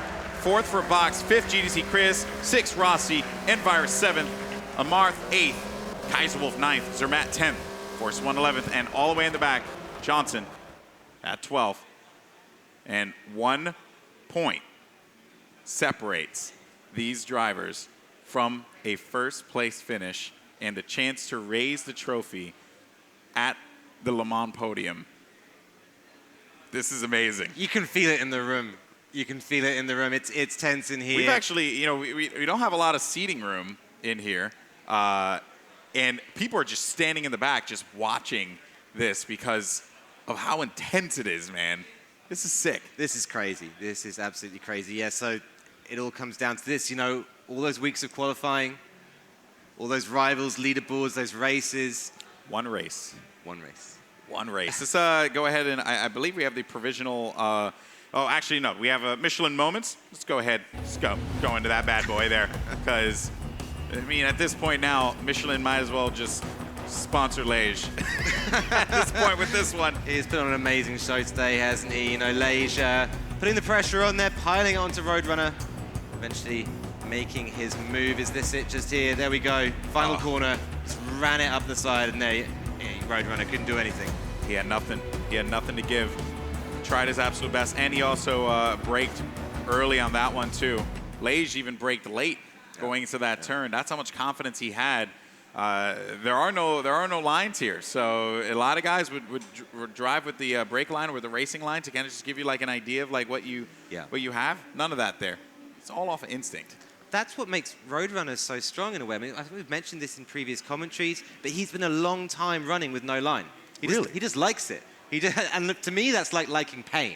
But he likes it. He's been doing it for many Forza games now. Absolutely natural at it. Knows all of the little divots of these courses. Yeah. And so, one of the contenders, new to no line. One of the contenders, a very, very old figure with it. Thriving in this atmosphere, indeed. Let's go ahead and take a look at the provisional results here. Keep in mind, not the final, because the marshals over on the Gfinity side have to, judge everything properly and ensure everything as is. But for the time being, though, Lage picks up 25 points, Roadrunner with 18, Lightning with 15. Certainly these 3 gentlemen are a huge storyline here, but Box fights his way back into the discussion now in that 4th place position. Good work overall across the board. This race could not, or this competition, this grand final, could not be closer, literally. I'm so glad you brought up Box. I rate him so highly as a driver. I think he's brilliant, so fast. A great overtaking driver as well, and somebody who had a lot of bad luck at the start of the night. He's now back up there, You can see his class. He's just worked his way back up, a couple of races, and now he's going to be fighting at that top pack once again as we enter the most important race of this whole championship. Box could be a disruptor. We'll see. But I do want to get thoughts, though, from Lage and Lightning. I'm sure a lot of fans at home want to know what they're thinking. The good news is we have both of them with Scott over on the side. Scott, take it away. Thank you so much, gentlemen. In here with Lightning and Lage. And start with you first, Lightning. The last race, you got a 5-second penalty. You want to address that? I'm not even sure what I did, but I'm probably either just budged somebody a little too much, but you can't do anything about it, so oh well. What was your mindset going into this last race we just had, you started at 7th. You knew you needed to make a run. You knew you needed to catch this guy over here. If it stands, you're going to be down 1 point going into the final race. I mean, I'm going to try my hardest, and I just was pushing it to the limit the last race. Almost caught back up. I made a few mistakes, but I'm just keeping my head up. All right, over here on this side, Lage, if it stands, you have a 1 point lead. Some things haven't gone your way. Today, but you battled through. What's your mindset going into this last race? Yeah, the last race went really good. I mean, I started 4th and then was 2nd after 2 corners only. So yeah, it went good, yeah. So going into this final race, you got this man over here. It's pretty much a rivalry right now. Whoever finishes on top, whether it's 2nd to 3rd, 1st or 2nd, is going to be taken home and going to be on the podium in Le Mans. How are you feeling about that? Yeah, there's not only Lightning. I mean, Roadrunner is here as well, so it's a battle at 3. And maybe don't leave Box out. Your teammate. You got all car esports and cars in the front row. Don't forget about your man Box. Yeah, Box is 4th, I think, on the last grid. So yeah, it can be an advantage. So we got a rivalry here. We always talk about it, 1v1, but there's still a lot of guys that got a chance at this one, gentlemen. Thank you so much, Scott. And yeah, you can tell in the interview there with Lightning and Lage, they're feeling it, man. This is stressful. Not only is this situation, the 1 point difference, a big one, but let's not forget, these guys have been at it for hours. They had, 1 to 2 hours rest max to prepare for this final? Yeah. Come on. I mean, I saw a few of them talking on the way back last night, very, very late, but late in the morning, really, more than anything else. And it's just like, jokes aren't funny anymore, by that point. You know what I mean? It's just like, there'll be perfectly good humor out there, and they'll just, no, man, that ain't me. I'm done. Dear. Okay, well, good news with someone who isn't done is Shannon, thankfully, because we're going to need her for this next interview. Shannon, what's going on? That's right, guys. I don't even know what hour we're at this point, which it doesn't really matter because things are getting intense. We were just talking about it. I'm here with the Forza Motorsport big boss, Alan Hartman. What do you think about all this crazy action?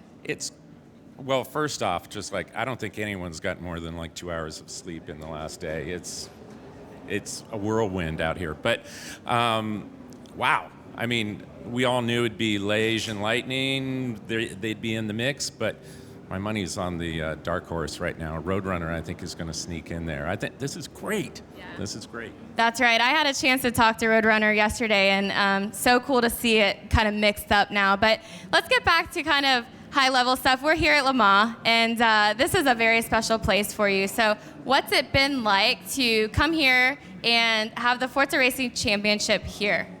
Well, this is my second time here. My first time in Le Mans was about 8 years ago, and it's just overwhelming. There's so much going on. There's so many stories that are forming, whether it's on the racetrack, in the pits.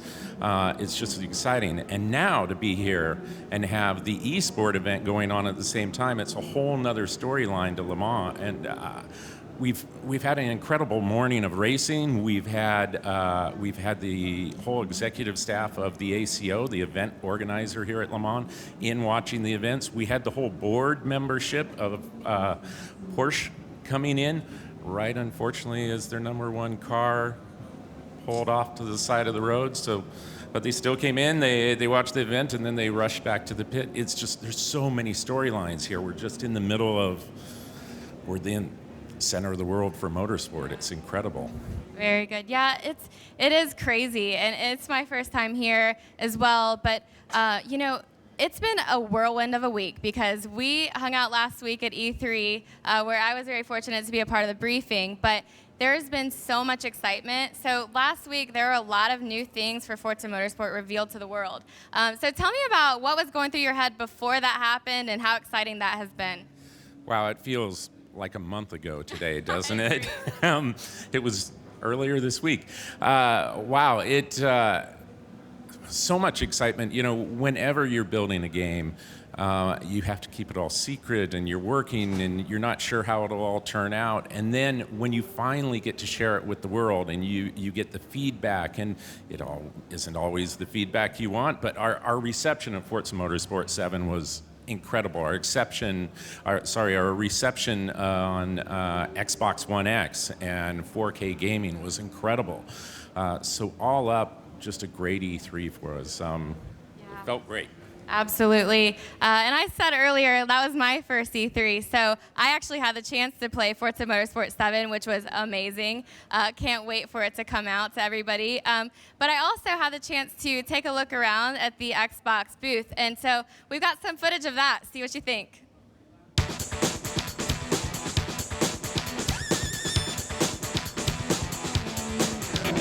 I am here at E3 at the Xbox booth. I had a chance earlier to hop on this awesome Forza Motorsport sled. Got a chance to check it out, have some fun. But I'm joined here with Bill Giese, creative director of Forza Motorsport. This is amazing. Are you excited? I'm so excited. I'm so excited. I mean, we've had such a great response, and having the fans for the first time come to E3 and be able to experience these two hydraulic sleds, Forza Motorsport 7 in 4K HDR, it's awesome. So much new. So what about Forza Motorsport 7 can we talk about that's new? We've got over 700 cars, the largest collection of Ferraris, Porsches, and Lamborghinis of any racing game. Over 30 environments. We've got mixer integration, so players can now do spectating in 4K. We've reimagined everything. We've rebuilt the game for the Xbox One X to really feel what it's like to be in a car when it's driving at peak. Parts are going to rattle. You're going to hear the driveline flex. It's an awesome, immersive experience. So let's talk about the Xbox One X. Yes. That's pretty special. Talk about kind of what all that we're going to be able to see with that we weren't be able to do before. Well, first and foremost, it's 4K. I mean, you're going to get the high-res textures. The lighting looks incredible. But, you know, this whole week, I am just singing the praises of HDR. Anyone who's ever seen this game running in HDR, it's like seeing HD for the first time. What's great about the game is whether you're on current 1080p TVs or, you know, TVs in the next few years where HDR is commonplace, the game looks incredible.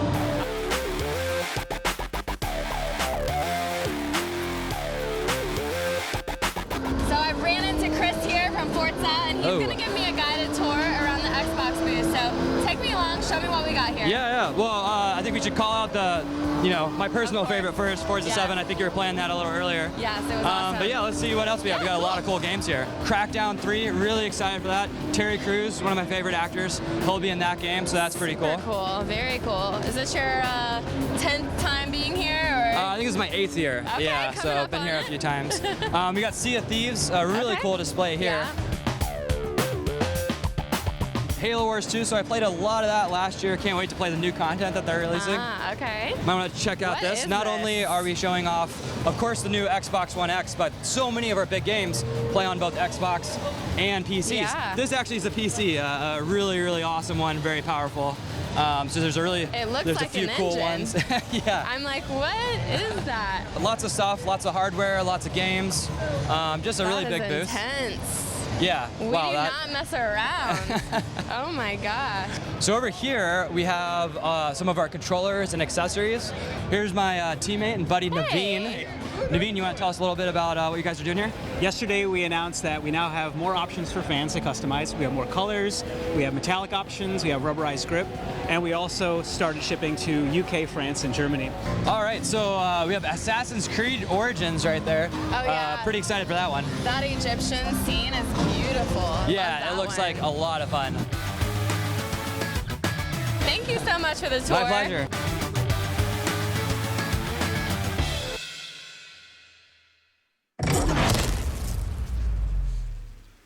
So again, very jealous of Shannon because while I was at E3, I never got a chance to actually go inside of the darn place. Very sad. Wow. I know, like cute tiny violin. Right, exactly. You're playing the world's smallest violin. I was working one of the stages outside the whole time. I literally got inside for 1 hour. That was it. That does suck. But hey, it was 1 hour of greatness, and I was super happy about that. Okay, so time for the final results of race 3, and here we go. So nothing changed It was a clean race across the board. And we could see that. You know, great driving up and down the field that time around. A lot of very, very sneaky moves, a lot of interesting play with defense and attack, but nothing that was too violent, nothing that was too scary. And I think that's something the drivers are dialing out of their style now, that they're seeing people getting penalized, you know, no matter who you are, whether you're Lightning or not. Yeah, I also see, while the final results are great, what I care about is the final point total, the leaderboard. Ooh, here we go. Oh my God, so Roadrunner and Lage, 61-62. GDZ Chris is in third place with 40 points. Lightning with 36. Anything is possible here. If Lage and Roadrunner drop down, GDZ Chris or Lightning could very well win. Yeah, possibly. It'd be a stretch for Lightning to pull that off, but for GDZ Chris, it is still a possibility. I think unless we see something too crazy, though, this is coming down to a two-horse race. Roadrunner and Lage are the two people to watch here as we head into this final race. It is all down to this, the final race of the Forza Racing Championship Season 3 Grand Finals. And what better place to close it out than Le Mans, La Sarthe, where we are right now. This is it, in the Porsche 919, which is in the race right now. It's so meta. And let's go into the final here, folks. It's time, and Roadrunner goes right up immediately into first. Brilliant start there from Roadrunner, and that's exactly what he wanted. He's now controlling that line. That's a snap. bump. What is going on here? Some shenanigans. Struggling to keep his car ahead of Lightning's, who's just put a couple of bumps on him. That's given 150 feet there to Roadrunner. But if anyone can get his head down and push on in this race, it's going to be Lage. Yeah, I think Lightning recognized he had to back away there, man, because those bumps came in and certainly did not want to affect Lage there. Came in a bit too aggressive on the right side. So through Tete Rouge, these guys for the first time. This is the fastest section on this circuit, flat out, all the way down to the Forza chicane. Which is the next one coming along. This is the public road now. This is insane. 1 point, guys. 1 point for Roadrunner and Lage, and Roadrunner has the lead right now. Oh boy. So that being said, Lightning in third place here, and he's looking to maybe tackle Lage here, perhaps. He's really close to him. I mean, at this point now, the entire competition is so close. Everyone's still in this. It doesn't get any better than this, man. GTZ Chris there as well, still relevant, fourth position. What kind of an upset can third and fourth throw in here into this title battle? I mean, Lage, he's got the draft. He can sit there in the moving air generated by Roadrunner's car, but it's not going to let him go by quite, I don't think. The second he ducks out of that, he's hitting still air again himself. So he's going to have to, he's going to have to do this in the corner. He's going to have to set this move up. Looking for that opportunity, though. Still has to rely on that draft coming from Roadrunner is Lage. That is a fantastic looking car, isn't it? 900 brake horsepower generated by a V4 turbocharged 2-liter engine. All right, to the corner here. Some light touching. Oh no! What is going on? Roadrunner spins out. I can't believe it. He recovers himself though. That was like an action movie moment there. So pretty good from Roadrunner. But oh my goodness, I can't believe it. I can't believe it. He's down to ninth. Roadrunner, this is the time now for him to absolutely control that pace, just get back in his rhythm. Lightning's in the lead! And pull out whatever he possibly can. Lage is in the back. Lightning's in the lead. Where's Lage? He's in 11th. Lage is in 11th. You said it. You said something insane has to happen. Insanity has ensued here. Lage is in 11th. Lightning's in first. Lage is shaking his head. He's pissed. He's so angry. Losing out then, both of them there. Lage and Roadrunner coming together on the first lap, just after the Mulsanne corner, just as they were exiting. It's high drama here because this could mean anything for the maths. Lightning up there in the lead, and you've got to think he can control it now. Adjudication. I mean, I want to know if any, anything happened there. Oh my goodness. That is a heartbreaker. But Lightning's in first place now. Yeah. And with Lage in 11th, that means he gets no points if it maintains like this. I mean, don't get me wrong. La Sarthe is a long track. We're not even done with the first lap yet, so there's still so much more to come. I can confirm Roadrunner and Lage both getting away from that with no damage, so they can look forward in their races now with more or less a clean slate. The only way is forwards. Roadrunner a little bit of a drift there on the way out of the last of the 4 chicanes and just trying to pressurize Zermatt here. He's in a really strong position, Roadrunner. With Lage falling back like that, if he gets any points at all, it's going to put him out of range, I think. If he can get to third, he'll... Oh, for sure. Yeah, he'll end podium 100%. At fourth even, yeah. I think. Yeah, with Lage in 11th. But Lage, actually, never mind. Just as I say that, I mean, why am I even saying that Lage is going to stay in 11th? Because when have we ever seen Lage be complacent with a placing there? He pushes forward to 10th. I can expect him to continue to climb his way up through here. I completely agree. So absolute tension here. And we're on board with Lage just after Tetra Rouge, heading down this main straight. And the speed here is unbelievable. Once again, the French Superman doing everything he can to continue onward as he makes his way from 11th to 9th. Force 1 right in front of him, and he is hungry. He wants to just continue to progress through here. He's moving around a little bit, though, so he's not gaining the full top speed. But still, though, I mean, we're talking, you know, just mere just points there, right? With how fast these cars are moving. I mean, this would be a champion's drive. If Lage can pull this out, this is going to be one of those moments that will go down in Forza Racing Championship history, because this is a big ask. Putting himself right back to Roadrunner there, who's just a few positions up the road. Indeed, indeed. Here comes Roadrunner in 5th.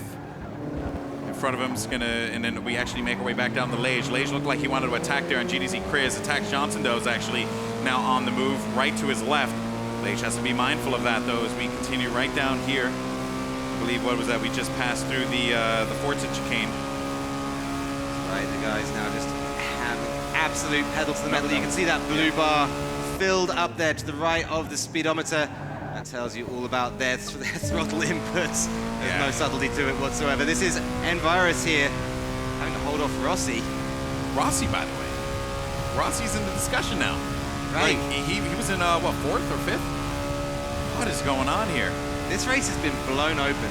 Yeah. Absolutely blown open by that very, very early crash. I think a lot of people were caught up in it that we didn't see. The most important, though, of course, were Roadrunner and Lage, who are now struggling to get back up there to the front. I mean, it's not many laps because this track is so long. 8.4 miles, 28 turns to get around this enormous Circuit de la Sarthe. GDZ Chris trying to hold off Force 1 there. Now over to Lage. Force 1 in front of him. Trying to get some critical draft. Force 1's not really giving him much to work with, though. He's drifting over left and right just a tad. So Lage can't really gain where he wants to. But if there's one person who can apply that pressure, get himself right back into this one, it's Lage. He's been in this position before. We've seen him fight his way through. In New York, he started all the way at the bottom of the pack and ended up in 4th, I believe, 4th or 5th. So it's not, you know, foreign territory here. Not at all. He's going to need to absolutely push, though, if he can get past these two. Force 1 and Chris begin to squabble as we go towards the 4 chicanes once more. Last lap. Last lap here, folks, in the Forza Racing Championship. This is when history's made here. Lage is looking to overtake Force 1, and he manages to do so here. He's gaining great speed. Goes right into this first turn, right into the Dunlop curve, and he's going to be in 8th position. Lots of people challenging him, though, from the left and the right. But he sees Chris right in front of him. Chris is going to drift just a little bit. Lage is going to pounce on the opportunity. He's going to go right to the 6 here. And that is what you want to see out of Lage, right into the turn. And Lage, once again, he's earning points. Every single person he passes, there's just more points, more opportunity. Oh, my goodness. You know what? Speaking of the points here, I want to get Brian in this discussion. What do you have for us? Because what is it looking like right now, Brian? Guys, it's really clear. Lage has one job. He's 1 point ahead. He has to beat Roadrunner, or Roadrunner is going to win. Right now, Roadrunner's in 5th. Lage is in 7th. He's got 1 lap to make up 2 places. Is that even possible? There you go, Carl Zermatt, Lage's teammate, the only person separating the two of them. Is it possible? Can he do it? If it is possible, you know, it's one of those defining moments. If he can pull this out of the bag, move himself from 7th to 5th in 1 lap, then that's a champion's drive right there. That's one that earns you that massive, massive prize. Well, folks, we're getting there. This is it. This is where legends are made. Roadrunner is going to be in 5th. The story here is certainly between Roadrunner and Lage. Lage is in 7th. His teammate, Karzermat, right in front of him, and he's gained on him. He was really far back, a considerable distance. He's almost there. Question is, though, he just doesn't have enough track to do it. You know, Lage is one of those drivers you just know will pull it out in the tournament context. He'll come here and be able to just drive faster than he can at home, drive better, and it's the pressure that fuels him. You know, the last lap of this competition, there's no more pressure than this, and you can just see he's squeezing every single 100 out of that 919. Yeah, he's pretty much pushing his cars to its limit as much as he possibly could. But we do got to talk about what's going on at the front of the pack as well. Lightning is going to be in that 1st place position. He's been holding it down. While it has been a lot of pressure applied to him, he's been able to fend off Virus and Rossi. And he has himself a little bit of a lead there as well. You can see bottom left of your screen. He's built up that lead, and he's continuing to add on to it. Lightning gets a win here. I wonder what that means for the points as well. I hope we can get clarification on that before the race ends. But if not, that's perfectly fine, because at the end of the day, it will all come down to the adjudication. I'm sure that there was something afoot there, because so many things occurred in that one instance. Roadrunner spun out. Lage went all the way back. There were bumps in the front. Really interested to see what that result would be. There we go, though. The whole pack tumbling out of the Porsche curves there, taking their way back towards these final few corners. This looks like it could be in the bag. Could be, potentially. And here we go, final stretch now. 1, 2, 3, 4, all in order for the Forza Racing Championship. And Lightning will end in 1st, Virus 2nd, Box 3rd. Roadrunner will get 4th. Lage could not make it up. He tried, but he could not succeed. He ends in 6th. Rossi with 7th. GDC Chris 9th. Amarth 10th. Kaiserwolf 11th. Force 1 12th. But it all comes down to the adjudication on the Gfinity side. The marshals will look at this one. They have Raceboy in the back as well. He's been assisting. We don't know what the final result will be here, folks. Despite the provisional result, there's a Ricky Ricardo would once say, and I Love Lucy, "Yo got some splaining to do." Yeah, exactly. I mean, I'm just realizing how tense that race was. That was unbelievable. I have a bit of tape here. It tells me where to sit. I've just been like tearing at it throughout the whole race, just like staring at the screen. That was really that was something else. What a way to end that off. I agree with you. I think the marshals will be having a very close look at that race. Not only is this about the money, but it's about going out into the podium in Le Mans right next to icons of professional motorsports and be able to raise that trophy over your head. There's so much on the line here. For a lot of these drivers, this is a dream come true, a life-changing experience. But for now, let's go ahead and take a look at some of the Michelin moments here, because, my lordy, there were a lot of them. There certainly were. There it was, Lightning bullying Lage a little bit there through the first turns. And that developed very quickly. I think it was that pressure that made Lage a bit too insistent. Did it look like Roadrunner got tapped? I don't know. I don't think he did. It's tough to tell from that angle, isn't it? It looked like a little bit of a pit maneuver from Lage, touching the rear and flicking him around. Not purposeful. But we've seen Lage, maneuver around the side and force Roadrunner and pretty much anyone who's been in front of him to make those mistakes. So I don't know. And you can see a couple of the drivers there discussing the final results. They don't quite know. Same for us as well. We're pretty much just as in the dark as anyone else here, as the marshals on the Gfinity side go through the adjudication process to confirm who is the Season 3 Forza Racing Championship winner. Such tension. And as you say, what an incredible prize to go to that podium. You can count on it that every single driver here, it's their heroes that have stood there, and taken the Le Mans winning prizes, who've stood on that ground, on those steps, and to be able to go up there and join them in this new class running at Le Mans, yeah, that's a prize like no other. This is not only has this been an incredibly humbling experience for everyone involved, from production, talent, players, but it's also been a true test of skill for the drivers. You talk about this endurance race that they've had to go through. I mean, at this point, right, it's done. You can just breathe. It's over. You did everything you possibly could. This is it. You can say that, but Stop messing with the tape. You need the tape for the marks. I'm so tense. All right, let's take a look at the provisional results here while Ali collects himself for the moment. So Lightning ended up in first place. Keep in mind, this is provisional. This is not the final result. We will get the final result in a little while. Lightning first. Virus second. Box third. Box, good job from him. Roadrunner ends out in fourth. Now remember, Lage and Roadrunner, 1 point separated them. With Roadrunner, if he establishes himself in that fourth position, manages to net 12 points, that gives him 72 points. I don't know. I'm not even going to try and do the math here. I'm not very smart. I grew up in the Bronx, and the Bronx education system is just not very good. So they're smarter people. I can do math on like anti-roll bars on Forza. I can do that. This stuff. It's funny because any attempt I make to do some math, my wife is in the crowd right there, and she shakes her head and she says, "Why are you doing this? Stop trying to do your maths in front of everyone. You're embarrassing yourself." So, sometimes you just gotta listen to your wife. Yeah, exactly. Oh man! All right. It's all right. They'll come back. They'll come back with the with the stewards report and with all that stuff for us. Yeah, it's getting hot in here, by the way. I don't know. There's a lot of bodies in here. Also, it's getting hot around. It's going to be like 90 degrees in France. Definitely. I'm too fat. I can't deal with this heat. Let's take a look at the trivia here. Get a little lightheartedness going on while we await the final results. But which Formula One driver won the 2005 24-hour of Le Mans race? Vote now on Mixer, if you happen to be there.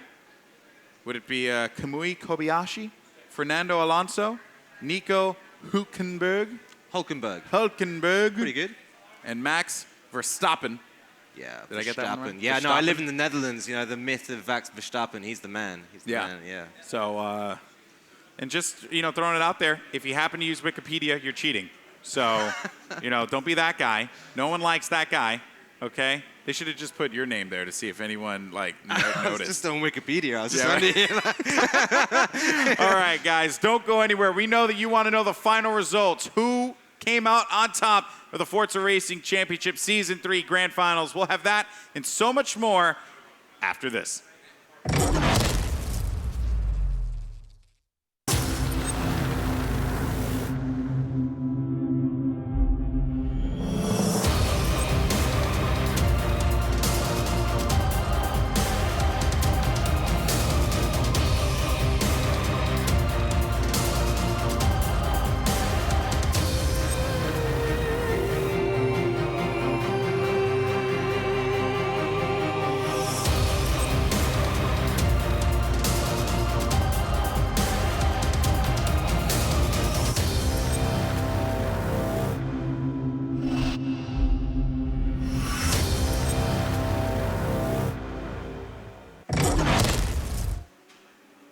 Welcome back, everyone, to the Forza Racing Championship Season 3 Grand Finals, live from Le Mans, France. Golden Boy here, along with Ali Trank, as we're bringing you the results. We're waiting, playing the waiting game right now to see who came out on top. It's very funny because I've done a lot of different games in my career, and typically, when it's over, oh, he won, yay, it's done. Not how it is in Forza. The real suspense is in the final result. In the adjudication process. Exactly. The marshals have to make sure that all the drivers have been keeping within the limits of the track, keeping within the limits of aggression as well when they're fighting with one another. There's a race etiquette, and there's a trust that all these drivers have with each other. The top drivers in the game, they all trust and know how to race with one another. But at the same time, it has to be enforced. Yeah, there is also etiquette in trivia answering as well, folks. Don't use Wikipedia. And it's going to be Nico Hülkenberg is the winner of the 2015 24-hour Le Mans race. Awesome. Yeah, a fantastic performance from him. Yeah, I did. I know all of them. I know every answer. I know every answer. He's so Just smart. ask me anything. Ali's so smart. He's so smart. Oh man! All right. So I heard that we have Brian over on the side there to talk about the final results. Brian, what's going on? Yeah, while we wait for the final results, I thought we'd check in with our painters again. We saw a little bit earlier, we were talking to Jason and Robin about the liveries that they're creating right here live at the Season 3 finals. I thought we'd check in, see how their progress is going. Jason, you said this car started out one way and is ending up another way. Tell me about that. Yeah, like quite often when I create a design, I have an idea in my mind, but then, I mean, being here, things change. I mean, you throw some shapes on the car, you think it looks right. I mean, you try a few more things, and then who knows where it's going to go. That's part of the fun, right? Yeah, it's part of the fun. That's exactly right. Now, it looks like you've definitely got a 24 Hours of Le Mans theme here going. Is this a logo you created yourself? So, to get the colours behind the 24 Hours font, okay, I had to create a mask outside of font, if you know what I mean, so that I can put shapes and colours behind it. So basically, I can switch it up. If I need to change the colours, I can or change the shapes or put some shading behind there. That makes it a lot easier, rather than just trying to having like a fixed solid font. You doing this is, me trying to do this would be like Golden Boy trying to do math. It's just not, I don't understand things like you guys have a way of doing things that are amazing. But this car is looking great, and this is going to be sent out to the Forza community that are watching on Mixer and Twitch. Make sure you link that account if you haven't already. And Jason, one last question before we move over to Robin. How far away do you think you are from completion? How many more hours do you have left on this car? Oh, I think a couple more, maybe when I get back home, put some music on, concentrate, just let it flow, And finally, where can people find you? Where can they find you on Twitter and elsewhere?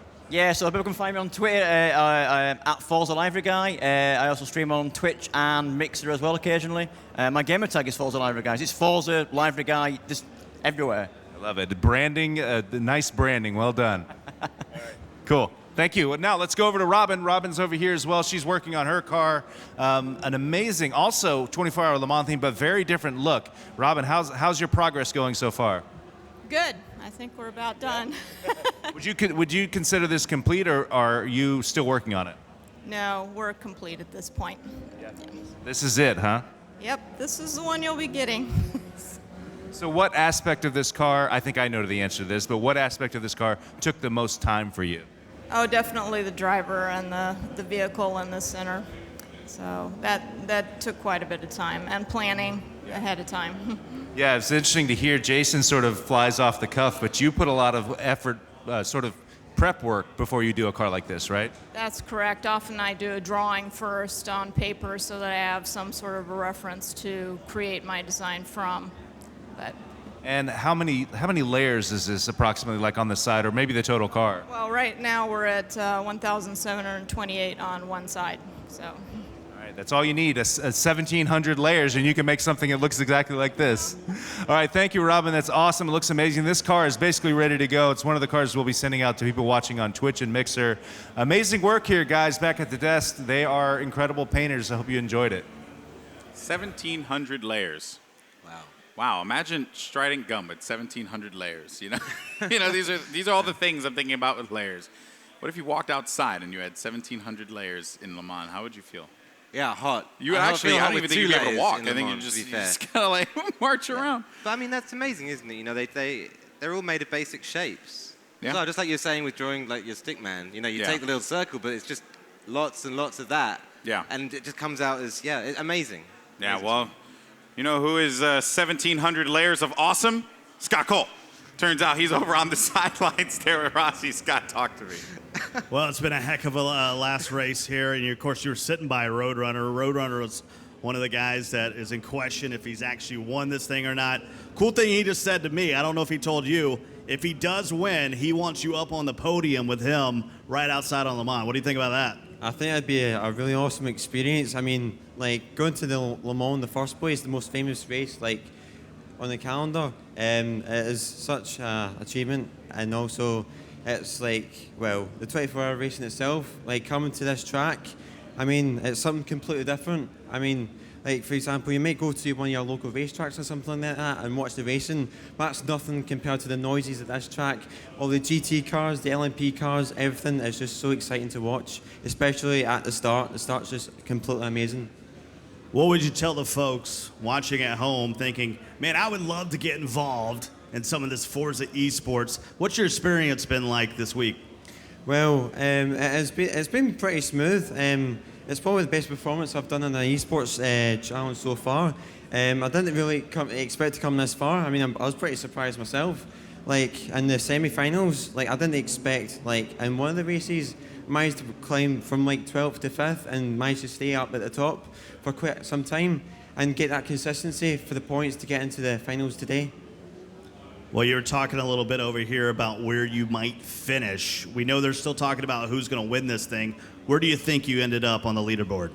Well, I'm not entirely sure yet, due to the final race results being confirmed. Some penalties may be given out, some not, but I probably reckon roughly about top 6 maybe, roughly top 7. Would you be happy with that? Is that a success? Oh yeah, definitely, because it's the best I've done like in an esports challenge, and I'm pretty impressed with that myself. Like the luck I had 2 months ago, didn't have so good luck, but today it's been pretty amazing, amazing experience. On a lighter note, my man Golden Boy is headed to your home country, Scotland, after this. Give him a real quick thing that he should do when he hits your home. Wear a kilt.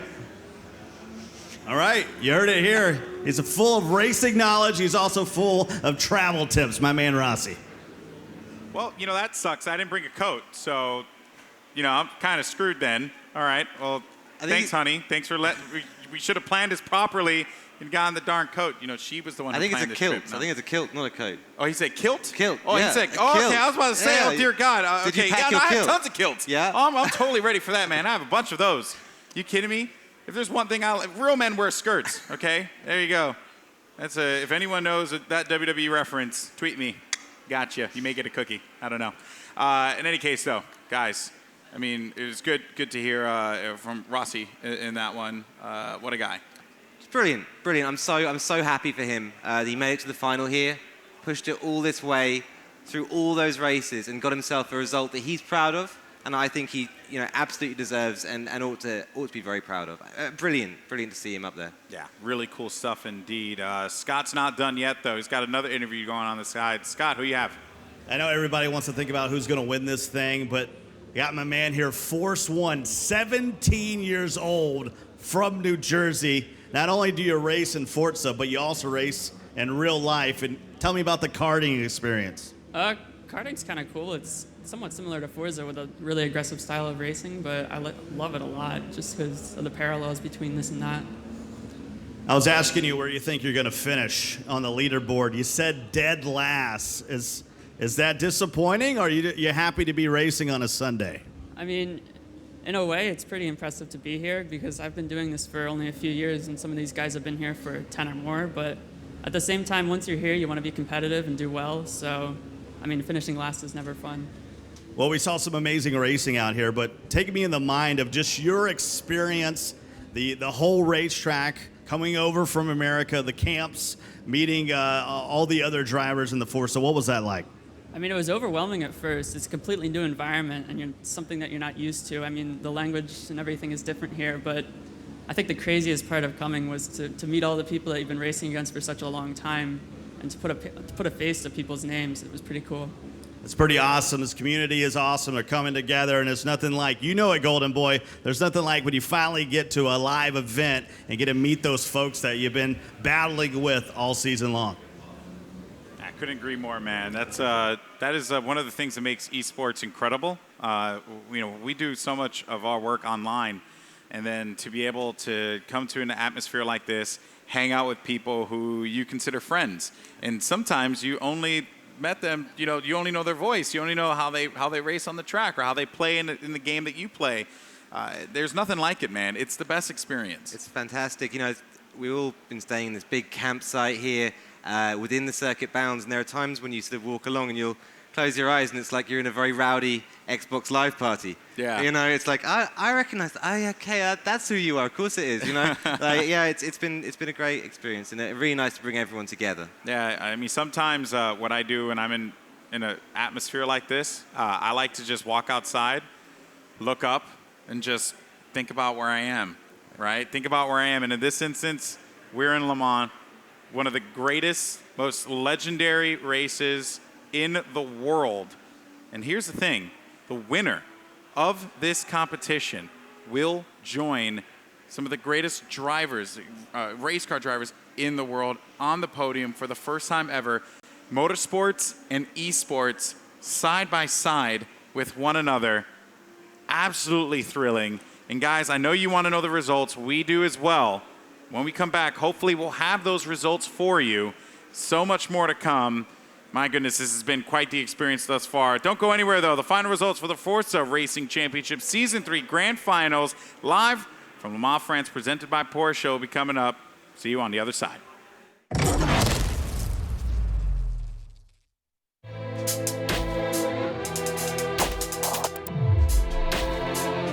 Guys, I'm here in Los Angeles at the Peterson Automotive Museum. I have found the Forza Motorsport racing experience, and I'm joined here with Adam Langsgaard, who's the Chief Marketing Officer here.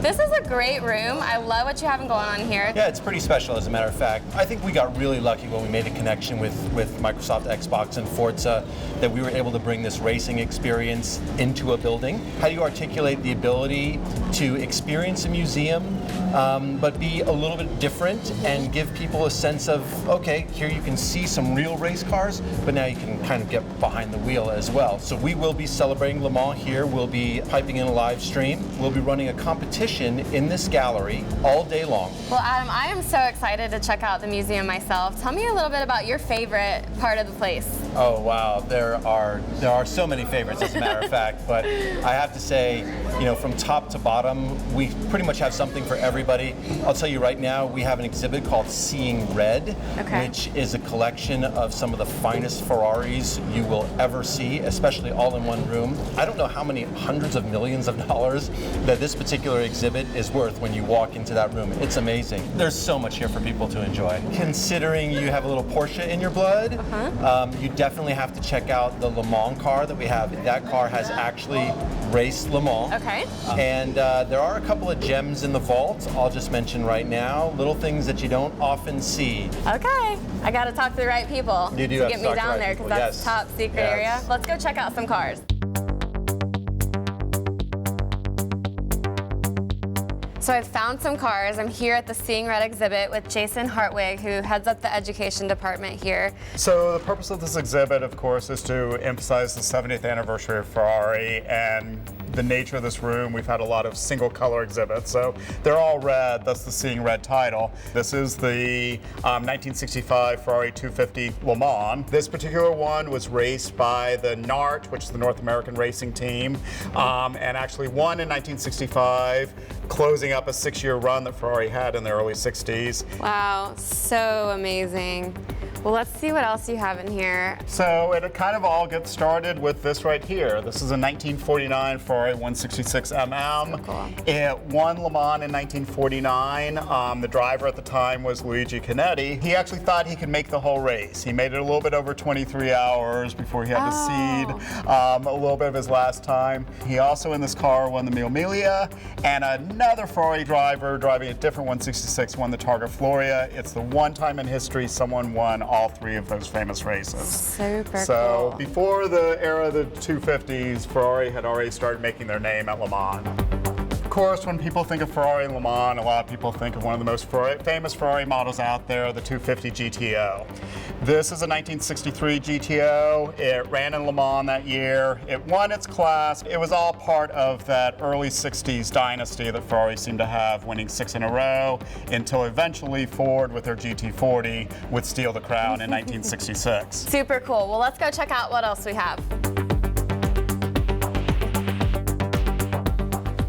So Jason, this is pretty familiar to racers and fans alike, but tell me why this one is special. Well, as we had been talking about earlier, Ferrari had dominated Le Mans in the early 60s and lost that title in 1966 to Ford with their GT40. 67 rolls around, Ford's there to defend their title, and two American racers, Dan Gurney and AJ Foyt, actually win Ford's second victory in a row. On the victory podium, Dan Gurney was handed this double magnum of champagne and somewhat spontaneously decided instead of just holding it up, he popped the cork and began spraying it upon his fellow drivers, on Henry Ford, on Carroll Shelby, and a lot of the people involved in the team, thus starting a racing tradition that continues to this day. Wow, that is super cool. I've actually never heard that story. And that's significant also for us this weekend because the winner of the Forza Racing Championship this weekend at Le Mans is going to stand on the podium and celebrate in a similar fashion. So I spotted this earlier, which I love, this Michelin slider.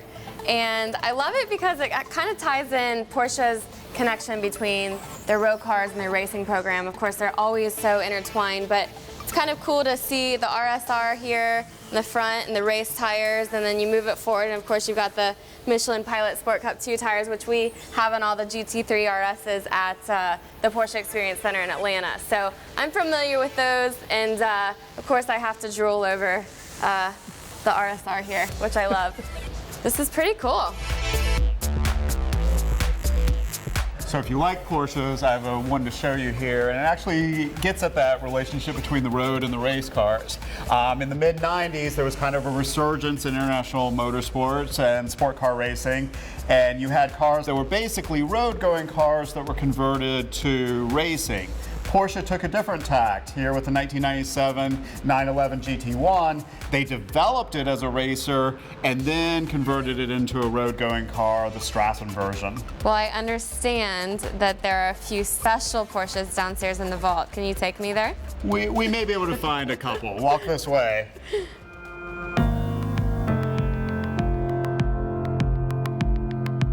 Tell me a little bit about this special space. This is the vault of the Peterson. Beyond the exhibit space we have upstairs, we have a downstairs area that, depending on how you want to count it, has anywhere from 130 to close to 200 cars. Some of it we allow public tours of, but other parts of it are a little bit more exclusive that only a few people get to see. And I know that we have some awesome Porsches behind us. So when you look at both of these, you may think you recognize them because they look very similar to Porsches we know, but they each have a somewhat unique story. This one itself, everyone would look at and say, hey, it's a Porsche 356, which notorious because of being the first actual production Porsche. This one, though, is actually a Porsche Continental. However, Ford wasn't happy with that name because of the Lincoln Continental. Tried to block Porsche from using that name. Porsche renamed it the Porsche European and then rapidly went back and just said, hey, it's a 356. The red one here, you look at and say, oh gosh, I know this one. It is, of course, a 911, and I say, close. It's actually a 901. Back in the 1920s, Peugeot had trademarked every three-digit number that had 0 in the middle. Here again, the lawyers get involved, so Porsche was forced once again to rename the car, and it becomes one of the most famous cars of all time. Oh my goodness. Thank you, Jason, so much for letting us see these cars, for telling us about them. I want to stay here. I'll definitely be back soon. You guys are so spoiled to see these cars, and I hope you love them just as much as I do.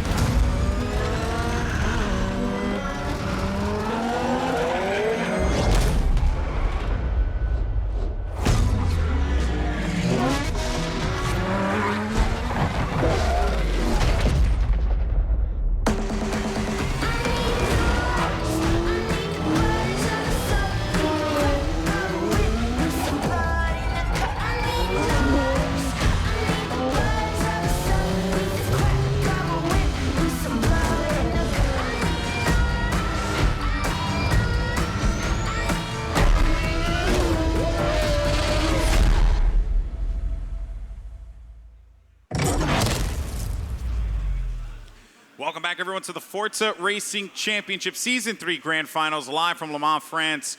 Golden Boy and Ali here. And we want to keep that suspense building. We know that you want to know who is the winner of Season 3. But first, let's talk about the adjudication process. Ali, any thoughts you have here on what we could see? Yeah, it could be anything here. I mean, we've got to check all the people who've driven properly within the track limits, but they've also observed the rules of race etiquette when they're passing each other and when they're battling with one another. It's very, very important. We saw a little bit of bumping and grinding, right? A little bit of this stuff happening in the previous race, and so it's hard to know that everyone's clear and safe and through. Yeah. And this is what all the tension has been about. Yeah, well, let's go ahead and send it over to Brian and Raceboy to kind of break things down and give us some insight into the process here, guys. Boy, we are teasing this well. We are one step closer to finding the final results. Wanted to chat with Evan really quick because, yes, there was a couple of big incidents in that race. And Evan, what did you guys see in the booth? Yes, we watched over all the incidents lots and lots of times. What we saw was, as you saw on the stream, Lage ended up spinning out Roadrunner. What we saw really closely, we watched it at least, I'd say 20, 25 times. Lage barely tapped the back end of Roadrunner on the left side, which turned into Roadrunner spinning out and unfortunately losing his position. And then further down the road, when they were going 3 wide on the straightaway, the inside car twitched to the left, which caused another major accident. All right, so the result Evan was telling me before this incident began is that there are no penalties. So the results that we saw, well, I'll leave it to you guys on the desk. Well, sorry, hold on, wait a... There were penalties, but they didn't end up affecting the race or the final results. Okay. There you go. So there were penalties, but the results are the results, guys. The results are the results. Oh, boy. Here we go. Time to find out. I'm excited. Who is the winner of Season 3 for the Forza Racing Championship? Scott, take it away. The moment that you've finally been waiting for. You've been so very patient. We got your top 3 for the podium. It was really close. That's all I can tell you. It was really close. Third place is the man from North Carolina, Lightning. Congratulations, Wade. Now the real drama begins. Who will be first? Who will be second? Will it be Roadrunner or will it be the man from France, Lage? And your second place driver here in Season 3 Championship is Lage.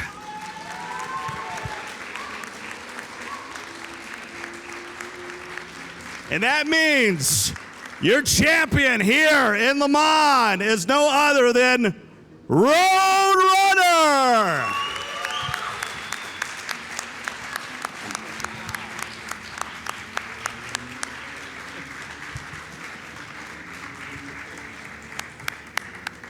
He's the champion, guys. Back to you for the final results. Wow, guys, let's put our hands together one more time for the champions. Well, I mean, seriously, this was absurd, the endurance that they had to go through. Not only the 3 that are on the podium, but all 66 drivers that participated in this competition. It doesn't get any more challenging than this. A completely different format, something that I've never seen before in my entire career. A true endurance challenge in esports. Wow, I can't believe it. Just been class up and down the field, hasn't there? Great drives for the very, very front-running people, the winners, but also people in the mid-pack and people who didn't make it into the final round. I mean, just incredible stuff. I wonder, do we have the leaderboard available? Because I do want to take a look at that. So let's jump into that because I want to see what the results, the point total is. So this was the grand finals. Virus got hit with a 5-second penalty, which dropped him down. Kaiser Wolf, Lage actually got the 5-second penalty, which gave him 1 point. 1 point is all he earned in this one, but I care about the total. Super tough, isn't it? Super tough. It was, yeah. That crash, you know, that slide between Lage and Roadrunner that we saw, that was the drama, and that was all this kind of very messy leaderboard that we're looking at there, it's all a result of that. Really mad. Let's go ahead and take a look at the final standings. And oh my goodness, 2 points separated Lightning and Lage from victory. Roadrunner gets 15, nets himself 76. Box and Chris with 40 each. Wow. Tied for fourth, and they deserve it. Both of those drivers, Box and Chris, have driven just stunningly. They're moving through the pack this week, just incredible stuff, defending as well. I would say they're both just racers through and through, those who have really proven it. You know, the three at the front, though, alien pace, you know. AMS Roadrunner right there, Alien Motorsport Roadrunner right, just in another world. And really, when you think about it, if you look at the final standings there, the one that really threw everyone off was Nürburgring with the wet option. That was the one that really changed the whole storyline in this entire competition, Ali. It's where he found his momentum, right? Just the wet, he had that one line, cutting it between those puddles, just such accuracy under massive pressure as well. And that was where Roadrunner really started to pick up, and it started to look like, hold on, this guy can't just challenge in one race. He might be able to bring this. Indeed, and now I want to hear from the man himself, your Season 3 champion, Roadrunner. Scott has him on the side. Take it away. Thanks so much, gentlemen. Here with the champ. In your wildest dreams, when you were headed to Le Mans, did you ever think you were going to be the champ? Well, definitely not. This is definitely something what I wasn't expecting. Just getting to the final was all I was aiming for, but to win was just something, just wasn't expecting it. Some amazing drivers out here, not only in the final of 12, but the 24 semifinals, the 66 overall drivers we had.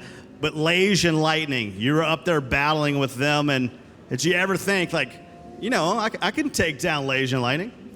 I knew I had the pace, but a lot of people know me for spectacularly crashing. So it was just consistency that I needed, and there was a few tracks, some of them had the edge, but incidents happen, and fortunately I was able to get on top.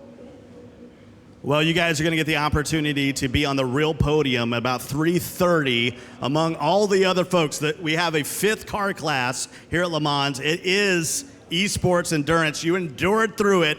Who's going to be the 2 guys that's going to be up there with you on the podium? 2 guys, my fellow teammate, EMS Supreme, and GSR Rossi, who's helped me a lot throughout this championship. Yeah, he was actually sitting next to you for most of the final, for all the final. Well, you got probably some folks watching at home. You're the champ. You got any shout-outs? Many too. Obviously, family, friends, and a lot of the drivers, they give a lot of support, and I just want to say thank you. Like a lot of the folks in this Forza Racing Championship, Alex and Ali, humble champion here, your Season 3 winner, Roadrunner.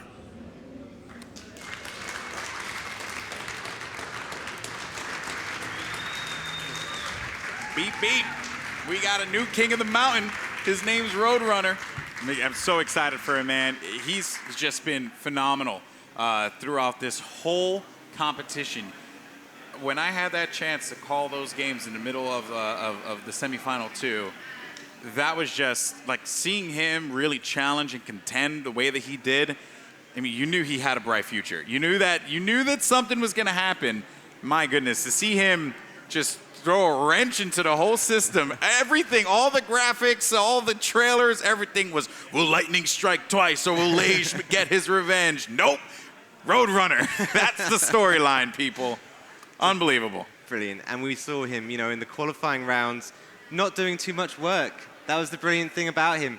Coming in 3rd, 4th, just coming back, getting the results he needed, pushing through. It's only when the final came along that he starts getting those incredible results, that momentum that he needed. Brilliant. Ali, you've been a part of the Forza community for such a long time, and this has really become a lifestyle for you. What has this experience been like, from, you know, being a contender to becoming a caster to being here in Le Mans? Like, I can only imagine for you, it's like a little emotional. Yeah, I mean, it's been surreal. I think you know, seeing esport racing elevating itself to this level through Forza especially is knockout. I think it's going to be something very special to see those people standing on the podium at Le Mans, which I think is completely deserved. I think as much time goes into learning how to do this, as much competition. You know, the cars might be virtual, but the racing's real, right? Yeah. That's what it's all about. That's awesome stuff, man. For me, it's been an incredible experience. I've had such a blast just being honored to be a part of this, to be a part of history. History has been made here in Le Mans. For the first time ever, esports champions will be alongside motorsports champions on the podium here in France. What a legendary time it has been for all of us here. But that's not it. The Forza Racing Championship will continue on. This is only the beginning for Forza Esports, and I'm so glad that all of you guys joined us at home and also here in Le Mans to enjoy all the action.